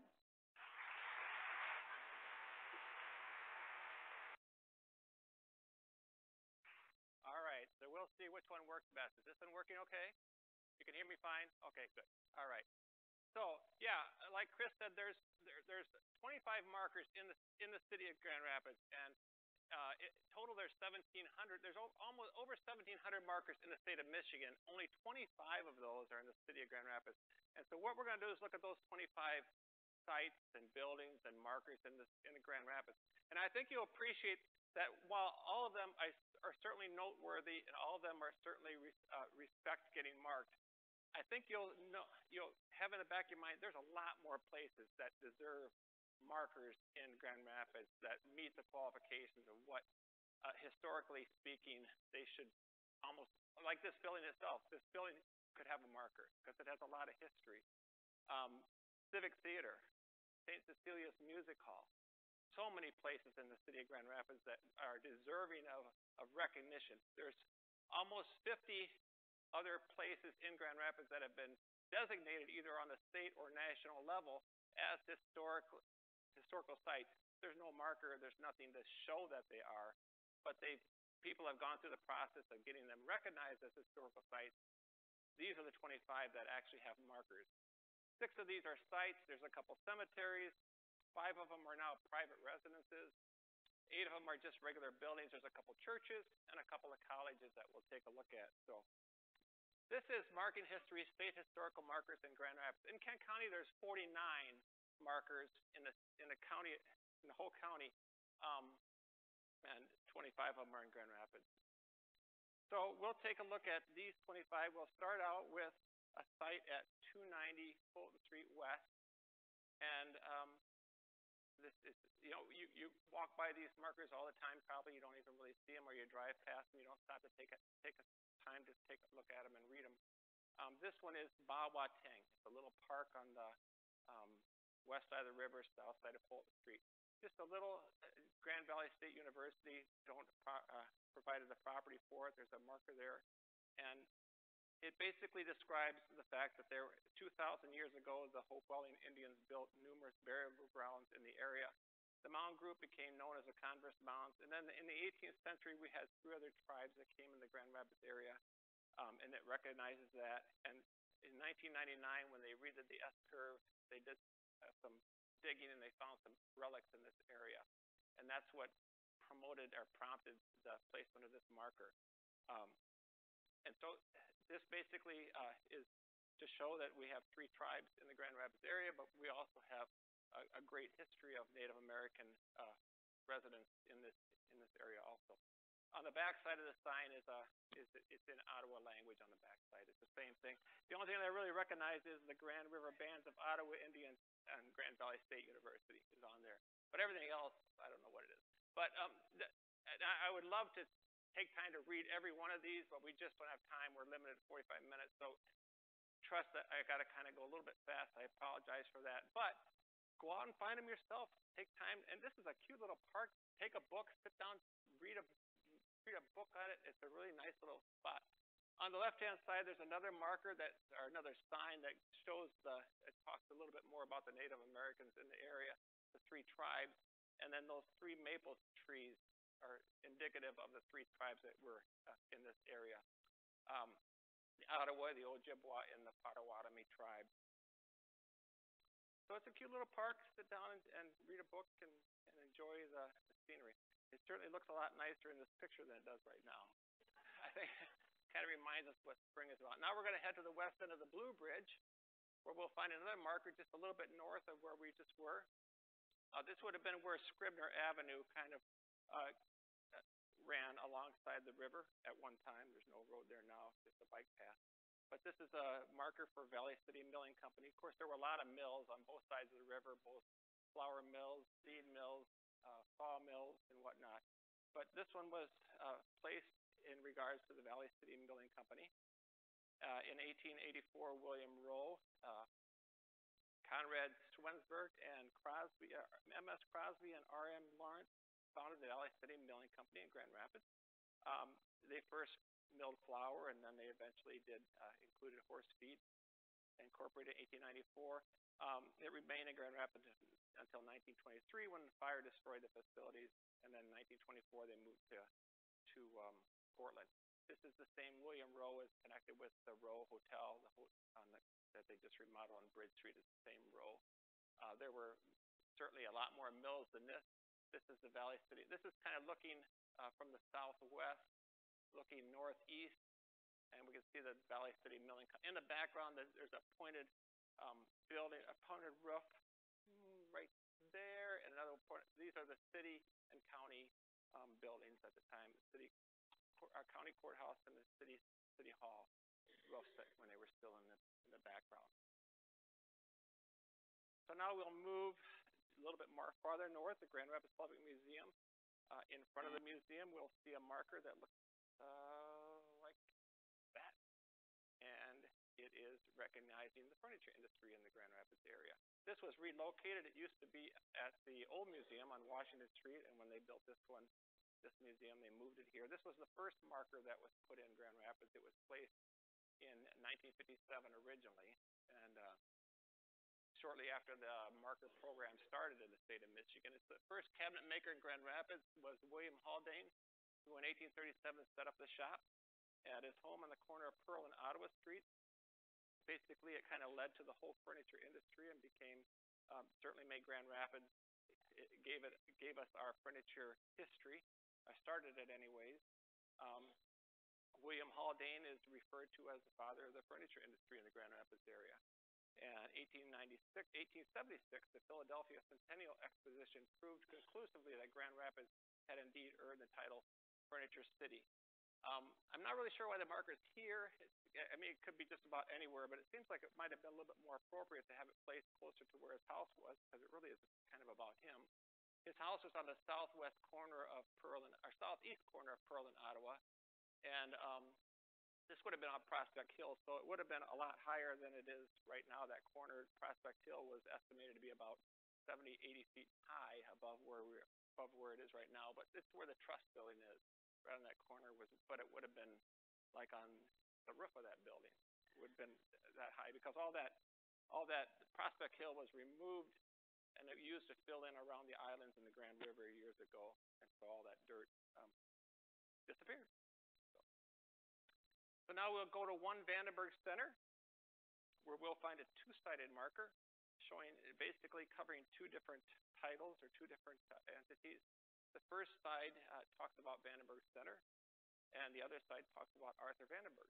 The marker is in front of the Fifth Third building, right on the southwest corner of Vandenberg Center. And in order to read it, you almost have to climb up on this little wall to see it, because it's kind of off the beaten path. You can walk past it, not even really notice it. But Vandenberg Center encompasses a little bit more than 12 acres, lying to the northeast of this site. And it's part of the land originally registered by Louis Campo, Grand Rapids' first permanent settler. Campo platted the village of Grand Rapids, running the streets at right angles to what was known as the Upper Monroe Avenue, now Monroe Mall. And to the north, on land purchased from Campo, land surveyor Lucius Lyon platted the village of Kent, laying the streets squarely. They didn't get along at all. We'll see a little bit more detail about what they did in just a little bit. On the other side of the sign is talking about Arthur Vandenberg, and Arthur Vandenberg was a very noteworthy person in the Grand Rapids area. On the federal level, he did a lot. He was born in Grand Rapids in 1884. He's got a whole list of things that he's done for the country on the national level, and we'll take a look at those in just a little bit too. Vandenberg Center is the marker is just down in the southwest corner in front of the Fifth Third building, and Vandenberg Center up and to the right of it. And this is where it would have been placed originally in Grand Rapids, and this is the big land scandal or land mess that happened. So this property, this is about 72 acres. He purchased it for $90. This is an 1836 map of Grand Rapids, and he basically needed money. He wanted to lay this out and put the streets in. He needed cash. So he sold half of it. He sold the north half of this to Lucius Lyon. They didn't get along. They weren't real friendly with each other. Louis Campo so that's why he didn't light up the streets. He said, "I'll sell you the property, but I'm not going to connect the streets." So Louis Campo owned Pearl Street. He owned the buildings on both sides. Well, at one point, one building got sold to Lucius Lyon right here. And Lucius Lyon tore the building down, and he ran a street through there. Oh, my gosh, that made Campo really mad, because he connected it. He did some backroom finagling. He got him connected there, and that turned into a Grab Corners, which became a very popular spot. Louis Campo wanted it called the Village of Grand Rapids. Lucius Lyon wanted his half known as the Village of Kent. At one time, there was a Village of Kent post office in the Grand Rapids area. They actually had a postal designation as the Village of Kent. But anyways, after he got that put through like that, it became Grab Corners, which basically was kind of like a little S-curve through there. but it became kind of the center of Grand Rapids. It was really a popular spot. It's where Compo Square is right now. It's right on the corner of Monroe and Pearl, and it still is kind of a center spot of Grand Rapids. There were a lot of political conventions in that area over the years. A lot happened in that spot. It became a really popular place. Arthur Vandenberg, there's a statue of Arthur Vandenberg on the corner of Pearl and Monroe in front of the McKay Tower. Why it's not on Vandenberg Center, I have no idea, but it seemed like it would have been more appropriate to have it where his name is on the center and where the marker is that talks about him. But anyways, this is some of his credentials. He was a very highly regarded person in the state of Michigan and on the federal level in the United States also. He had a lot to do with the United States government. So now we'll head to 61 Sheldon. If you think you know where we're going, go ahead and shout it out. I don't know, does anybody know where we're at? 61 Sheldon? Ladies Literary Club, exactly. That's where we're at. It's right on Sheldon between Weston and Oak. And there's a one-sided marker out in front, and it talks about the history of the Ladies Literary Club. In 1876, women began meeting there for a year. Right now, the building isn't. It's owned by Calvin College. They use the auditorium for production. They tried to sell it a few years ago, but nobody wanted to buy it because of the maintenance requirements of it. The Ladies Literary Club disbanded in 2005, and it became property of Calvin College. It was built for only $6,000 in 1887 when it was constructed. Ladies Literary Club was the first society in the United States to have its own clubhouse that's not defined by either religion, ethnicity, or charitable functions. And this is what we have. So there's the site. It's also listed on the National Register of Historic Places as well as the City of Grand Rapids Historical Places. From there, we'll head to 10 East Park Place. Should know where that is because it's right across the street. First Park Congregational Church. They have two markers on it for some reason. On the southeast corner, there's a little plaque on the wall, mounted to the wall, that shows the history of it. It does a pretty good job at telling the history of Park Congregational Church. But for some reason, somebody decided that there wasn't enough information on there. On September 18th, 1836, 22 persons founded the church. They originally met in a chapel that basically would have stood on where the Grand Rapids Police Department is right now, but that was built by Louis Campo for the Catholic Church. And when he found out that Indians were going to be allowed to go there, he didn't like that, so he took it back and he gave it to First Park Congregational Church because he didn't like the Indians. The Indians didn't like him. They called him the Fox. So he came by that name. They didn't get along because he probably didn't deal with them very fairly at times. And so he didn't have a very good reputation with the Native American Indians. And he didn't want them going to that church. So he took it back and gave it to First Park Congregational. And then the other side, the other markers on the southwest corner, pretty much straight down the street here. And it kind of takes this and expands some more information about the history of the church.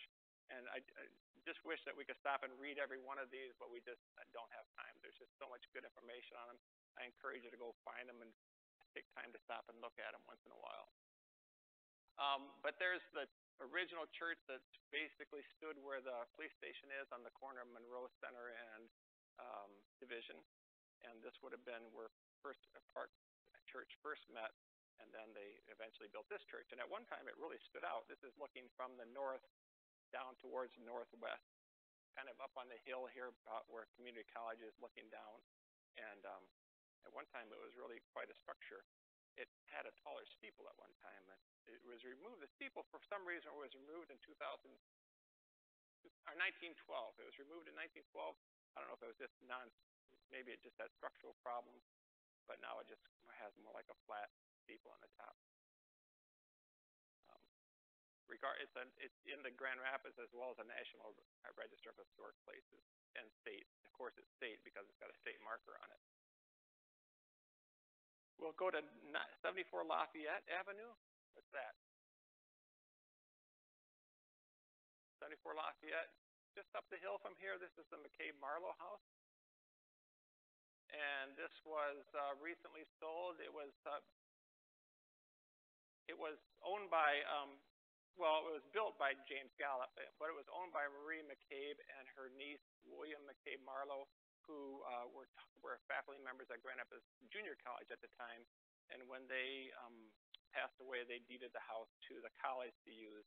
And the college used it for a number of years for social functions. They had teas and things up there and for people, and it was used for like the association, faculty association meetings and whatnot. But just recently they sold. It was on the market for $575,000. It did eventually sell. It's in private hands now, and so it's been converted back into a house. Somebody's living there. But it was built between 1865 and 1870 by James Gallup, and it's in the Heritage Hill area. And McCabe Marlowe were very popular faculty members. They were in they taught chemist sciences, and they had they would invite students to come up and socialize and had clubs, medical clubs. A lot of these students would have gone on to the U of M to study medicine, become doctors and dentists and whatnot in the medical industry. So they really had a lot. It says that in 1951, it's estimated that 75 to 80 doctors and dentists practicing in the Grand Rapids area were influenced by these two women in the school's pre-medic club. So they had a special club just for these students. These are some of the views inside the house when it was community college owned it. It was pretty ornate. It was a very beautiful house, and I assume it still is. They commercialized it a lot. When it was a community, they put in a commercial kitchen, and and so it had to be kind of deinstitutionalized if somebody was to buy it and turn it back into a house. Next stop is 421 Fountain. What's that 421 Fountain? Central High School. Yep, this is Central High School, just up the hill from McCabe Marlowe House. First Central High School was opened in 1849, not here, 3 blocks to the west. And then the first Central High School graduation was held in 1862.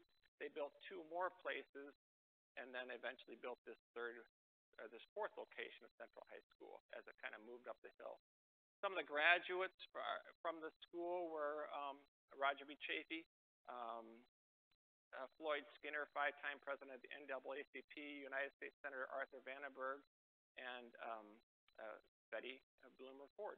First Lady Betty Bloomer Ford were all graduates from Central High School. It led, Jesse Davis was a principal, but he also went on to found Grand Rapids Junior College, which would have been like the 13th and 14th grade of Central High School. It was held in the upper levels of this building when it first started before it moved over to this campus where it is right now. This was the first location down to the west of where it is right now, and this would have been the second location, the second building, and then it eventually this was the third building, and then we ended up with the fourth building where it is right now, Central High School. Next stop is on the northeast corner of Fulton and College at 10 College Avenue, and that is Central Reformed Church, exactly. Yep, Central Reformed Church on the northeast corner of the Fulton and College. And the building itself isn't so noteworthy as the whole church function. Central Reformed Church was formed in 1918 by a merger of the two Reformed churches, the Grand Rapids area, the First Reformed Church and the Second Reformed Church. They originally met in a building just up the hill here, southwest corner of Barclay and Fountain, kind of where the Spectrum Theater is, and that would have been the First Reformed Church. They met there, and then they eventually, that church burned down, and they eventually moved and built this church. Had 600 members by 1920, and dynamic growth led to the building's enlargement in 1922. Fire destroyed the sanctuary in 1953, and then they built this church as a replacement. This church was built in 1957, excuse me. This church was built in 1957. Yeah, it's a two-sided sign, yeah. So the way the signs work are, this is on a post. So there's single-sided on a post, and then there's two-sided on a post, and then there's single-sided. The ones that are on 2 posts, the big signs, sometimes it's the same material on both sides, and sometimes each side is different. So to buy a sign, it starts at about $2,000 for the simpler signs, up to the $4,000 for the more expensive ones. The double-sided with the 2 posts. Of course, you're limited to text on these smaller ones.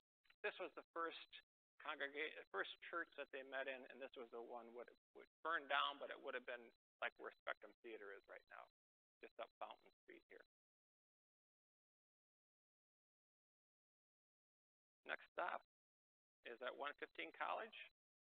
What's at 115 College? Yep, Boyd House, exactly. Boyd House is on College between Washington and Cherry, and that can't go into it anymore, but it's still there. It's owned by the Grand Rapids Public Museum, and it's preserved. When they left it, they left everything behind. All the clothes were left behind. All the furniture was left behind. The last person that lived there was Ralph, was Carl Voigt's son. He lived there until 1972 when he moved out. Carl Voigt himself died in 1908. He built this house in 1895 when he came to run Voigt Mills. And then the Voigt family lived in it until 1972 when it was donated to the museum. And it says at the bottom that it was kind of inspired by this chateau in France. So I thought I'll go see what this chateau in France looks like. And so that's the chateau in France. It's a little bit different than that. I don't really see the connection, but it's shrunk in size a little bit. It's not quite as big as it used to be, but that's what inspired it. It also is a Grand Rapids historical site for the city of Grand Rapids. On the northwest corner of College and Cherry at 455 Cherry, this is what? The Castle building, exactly. This is the Castle. The Castle was built by the Fox brothers. In 1884 to 1886, Colonel E. Crofton Fox and his brother Charles, they made their fortune in the lumber industry, made a lot of money, and so this is another 2-sided sign on the back side. They talk a little bit more about the Fox brothers themselves in their lumbering industry. Unfortunately, this building, well, not unfortunately, but it was, at one time it was a restaurant. You remember going to the Castle restaurant, but now it is Stone Castle Dentistry. It's a little bit more commercial, and when it was a restaurant, it was a nice place to eat. But now it's just Stone Castle Dentistry. On the corner of Logan and Madison, 450 Madison, Meyer May House. Yeah, exactly, the May House. They don't call it the Meyer May House, they just call it the May House on the sign. But the house was built in 1908, 1909 for Meyer May, the clothier Meyer May. It's a Grand Rapids historical site. It's open free to the public Tuesdays, Thursdays, Sundays. You can go through it with no charge. House was used as a private residence until 1985, and in 1986, Steel Case bought it and, of course, rebuilt it. And if you haven't had a chance to go through the Meyer May House, you definitely need to go there. I went there. Just as a side note, I've lived in Grand Rapids almost 50 years, and I remember when they rebuilt it. I never paid much attention to it. I heard about it. I kind of had an idea where it was. Probably went past it, didn't even know it. A couple years ago, I was there with a group of people, and I'm thinking, oh my gosh, holy cow, I live like 2 miles away. I've never gone to this place. And this guy turns around, he says, you're kidding. He said, I drove 8 hours to get here just to see this house. And I felt so bad. I thought, what? How come I've never gone through this house? What a cool place. And it's right in my back door, and I was missing out on it. So, yeah, definitely a prized possession in the city of Grand Rapids. And 649 Union Street, Union between Pleasant and Thomas. What's this? Gerald R. Ford home, right? Exactly. So Gerald R. Ford boyhood. Now he lived in 4 other places in Grand Rapids. This wasn't his only place that he lived at, but 649 Union is definitely one that he remembers because it was during his teen years. He remembers this because he lived here between the ages of 8 and 17, 1921 and 1930, and of all his boyhood homes, this was the one that he most fondly remembered. I had trouble taking this picture because they seem to have a perpetual yard sale going on. I went there one day and they had all this stuff sitting out, and so I said, well, I'll come back next weekend. I came back and they had all this stuff sitting out. So I had to take the picture so that you can't, the whole sidewalk was full of, I don't know what they sell there, but it's like, you could see all this stuff on the porch. but it's a beautiful home. There were 7 different colors. It took 500 man-hours to repaint this house when they did it in 2013 when they fixed it up. And on the back side of the sign is, front side of the sign is talks about Gerald R. Ford, his home, and the back side of the sign talks about Gerald R. Ford and his presidency and, kind of taking over for Nixon and whatnot. Losing the election to Jimmy Carter. It's on the National Register of Historic Places, though. But yeah, he also lived on Prospect, he lived on Madison, he lived on Rosewood, and he also lived on Lake Drive in East Grand Rapids. So this wasn't the only place he lived, but his family moved around a lot. As his dad made more and more money in the paint industry, selling paint. This is what the house would have looked like back when he was living in it back in his younger days, teenage days. On Prince Street between Union and Madison, what is this? Cemetery, but it's St. Andrew's Cemetery, exactly. St. Andrew's Cemetery. This sign's not there anymore. It says Grand Rapids First Catholic Cemetery, December 1852. It's interesting because it's not the first Catholic cemetery, so maybe that's why the sign came down. I don't know. But there most likely would have been a cemetery on the west side of the river because there was a Catholic mission on the south end of the rapids on the west side of the river. But on the east side, this would have been the first major cemetery. In 1852, this was deeded to the diocese, but on the diocese website itself, it notes that there was another place. This was the William Howard Farm, and the earliest known burial here is 1839, even though the property didn't become the diocese until 1852. There's 9,500 known burials here. And they think that, but the records are very sketchy where everybody's buried. There's a lot of unmarked graves and whatnot.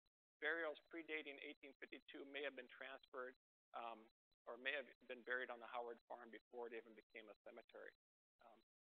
Louis Campo and his family is buried here, his wife Sophia, and John Clancy, who was the lumberman, but also the founder of D.A. Blodgett Homes. Or not D.A. Blodgett. Oh my gosh.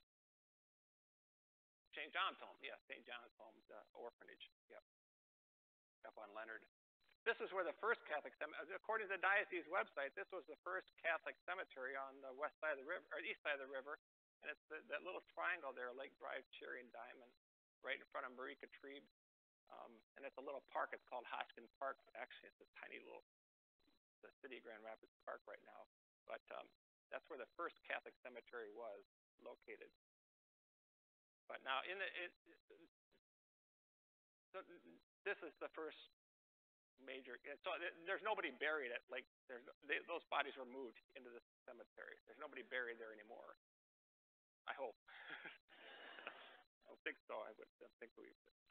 2359 Madison. Right on the northwest corner of Alger and Madison is the Benjamin Springs house. This was 2 owners. Benjamin's was 1 owner, and Spring was the second owner of the property. It's a beautiful, beautiful home right on the corner. Benjamin's was a clothing business. He ran a clothing store down on Monroe here. Around 1886, he constructed this Queen Anne home, and then at some point it became owned by Burton Spring, who was a mortician. He ran a funeral home. And so that's why there's an S on the chimney. I don't know if you can see it very good, but the S probably was put on when Springs bought it. It's just a very ornate home. Got a marker out in front, and you probably wouldn't even really notice it. This was Benton Springs. This is probably right about where the old public museum is. And if those are all hearses, which it looks like they are, they all look identical. He was a pretty busy guy. They look like the exact same vehicles lined up along there. So he's a nice, good-looking guy, too. Good-looking fellow. So it's probably, the museum was built in 1938, so I'm thinking that this might have been on the same site. It's right in that same area anyways. 1540 28th Street. Up there. Yep, Meyer, yep. Meyer Thrifty Acres. The first Thrifty Acres. And we see this arch when you drive in off of 28th Street, and there's a 2-sided marker underneath it. And on one side, it talks about the Thrifty Acres themselves. The opening of Thrifty Acres on this site in 1952 marked the beginning of the new retail concept with the one-stop shopping. It was very risky at the time. It took a big chance to do it. They actually built the building so that it could be turned into an auto dealership if it didn't go through. They made extra thick floors so that they could resell it because they weren't confident, Fred and Hendrik Meyer. But it obviously did turn into a success.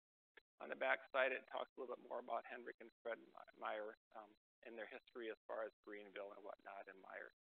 The beams themselves, there's a plaque on the lower right-hand side that says that these arches supported the roof of the original Meyer building erected on the site of 1958. It was demolished in 2010 to make room for the new store. Douglas fir wood planks laminated together form continuous arch beams spanning over 100 feet. So there were 8 of these across the old Meyer, and maybe you remember that big open area, and they preserved one that would make a kind of a memorial of it.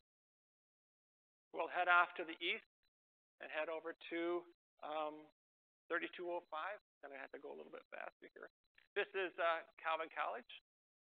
Right in the middle of Calvin College is a marker right in front of the library of the seminary, Calvin College Seminary. That was founded in 1857, not here. It was actually the first Calvin College was down in Hartside area in this building. This is down on William Street. And then they moved to another place, and this was on Madison. And then they eventually moved to a building on Franklin. And you might recognize this because this is the Grand Rapids Public Schools Administration Building. They were at this site until 1917. And then they moved until 1931, excuse me. And then they moved to the new campus, which was the Knowcrest Farm. And then they expanded, of course, from there. Now it's a 400-acre campus, and the marker is like right there where that star is, kind of in front of the library. We'll head to the north to another college. This was Aquinas College. Aquinas College.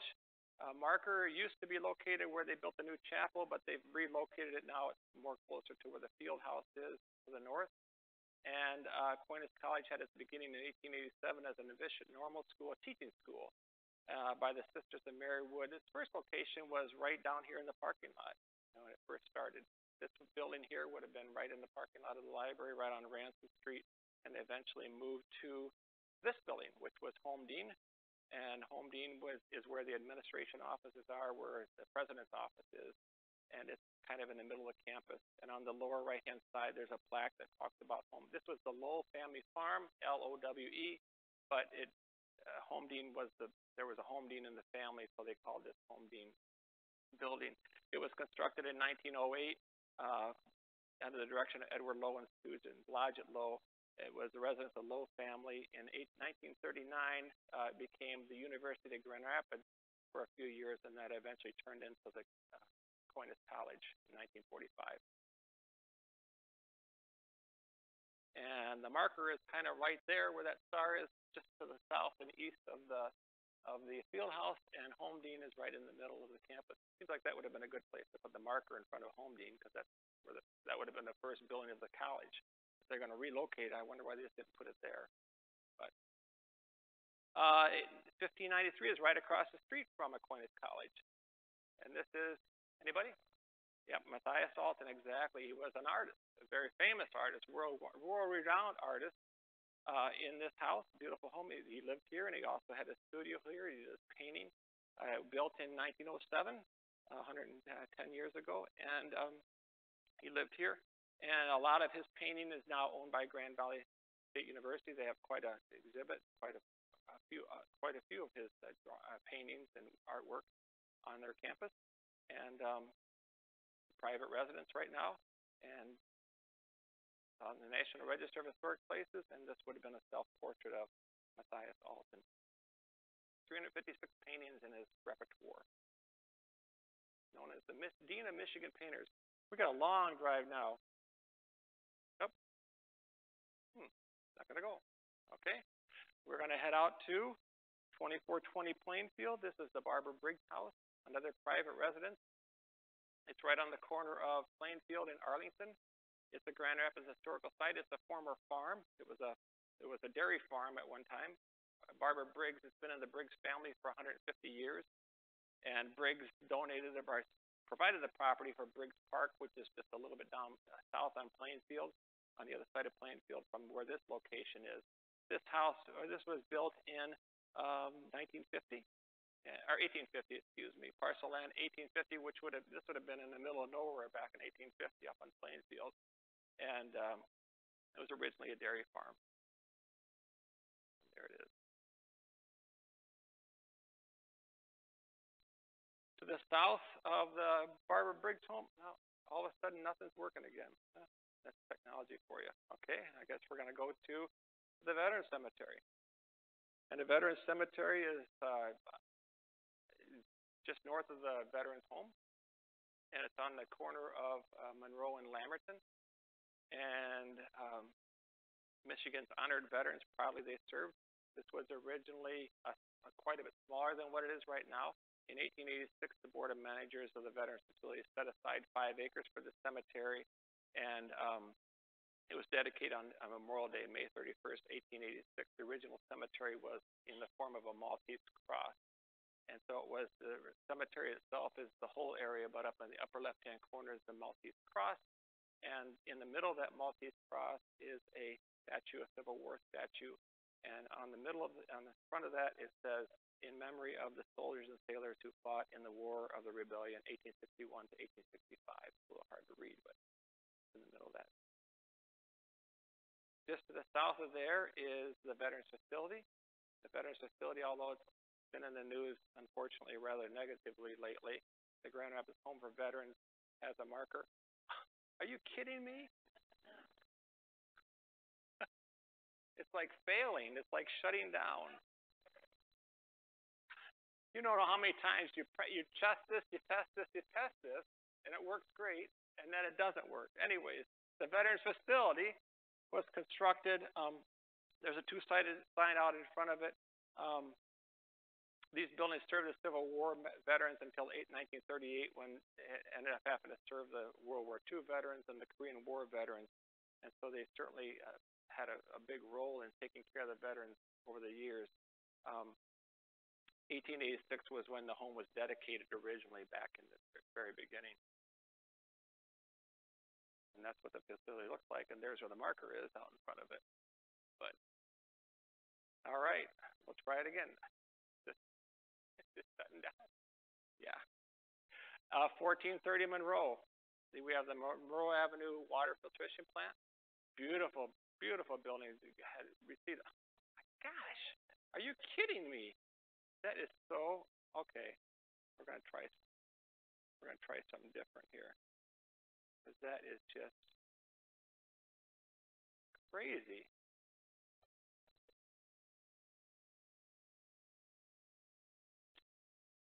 There it is, right. This is crazy.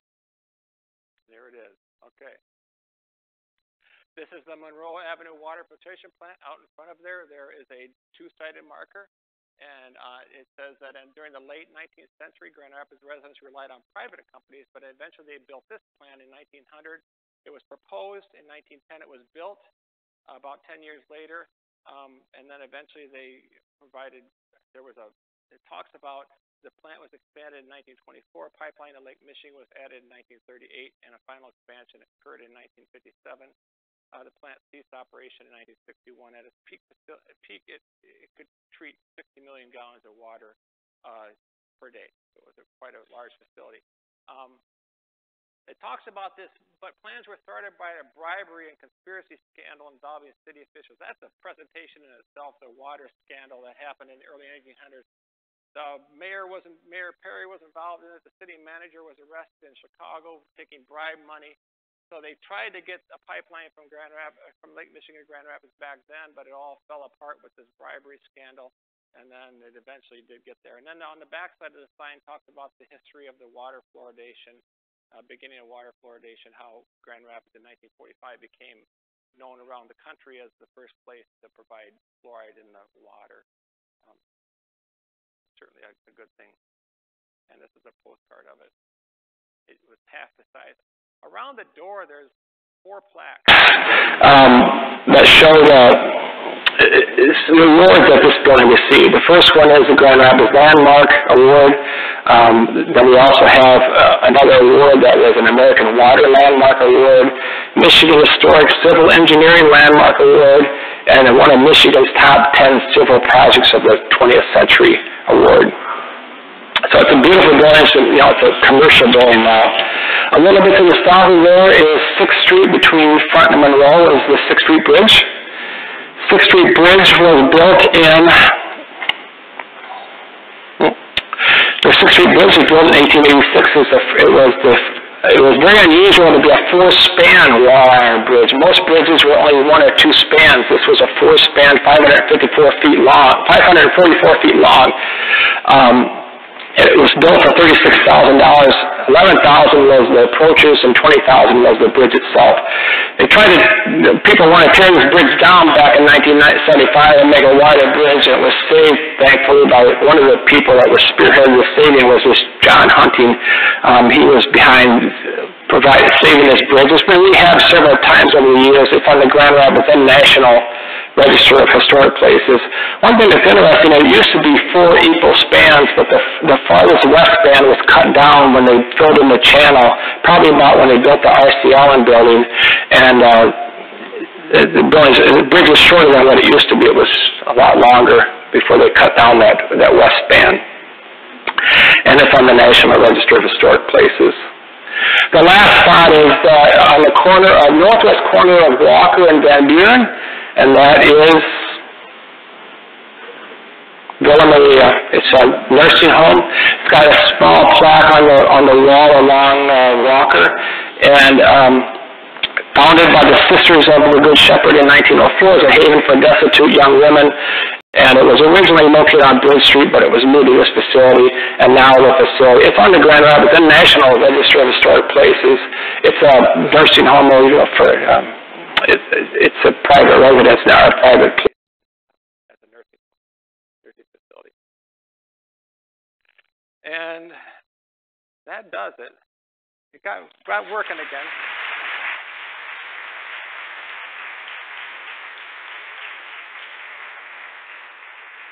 I got like 2 seconds left, so I'm going to show you one more thing. This site, this is called mishmarkers.com. If you want to go to this site, you can also find information about the whole process, about buying a marker, pricing and whatnot. And if I could just bring it up for this, I want to show this crazy computer. Okay. Mishmarkers.com is a great site if you want to go to someplace and find more about. You can find about all the markers in the whole state of Michigan. So let's see. Markers.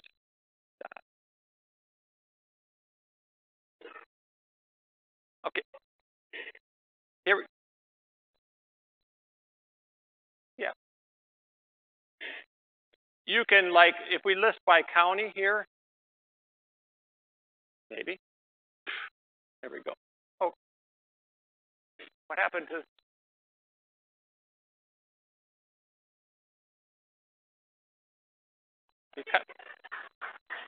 I don't know. Whatever. Thank you.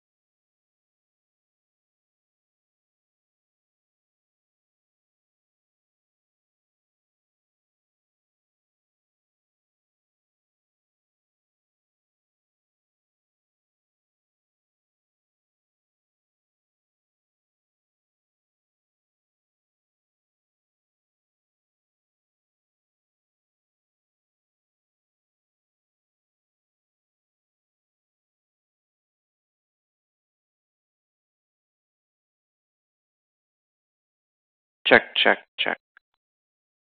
Check, check, check.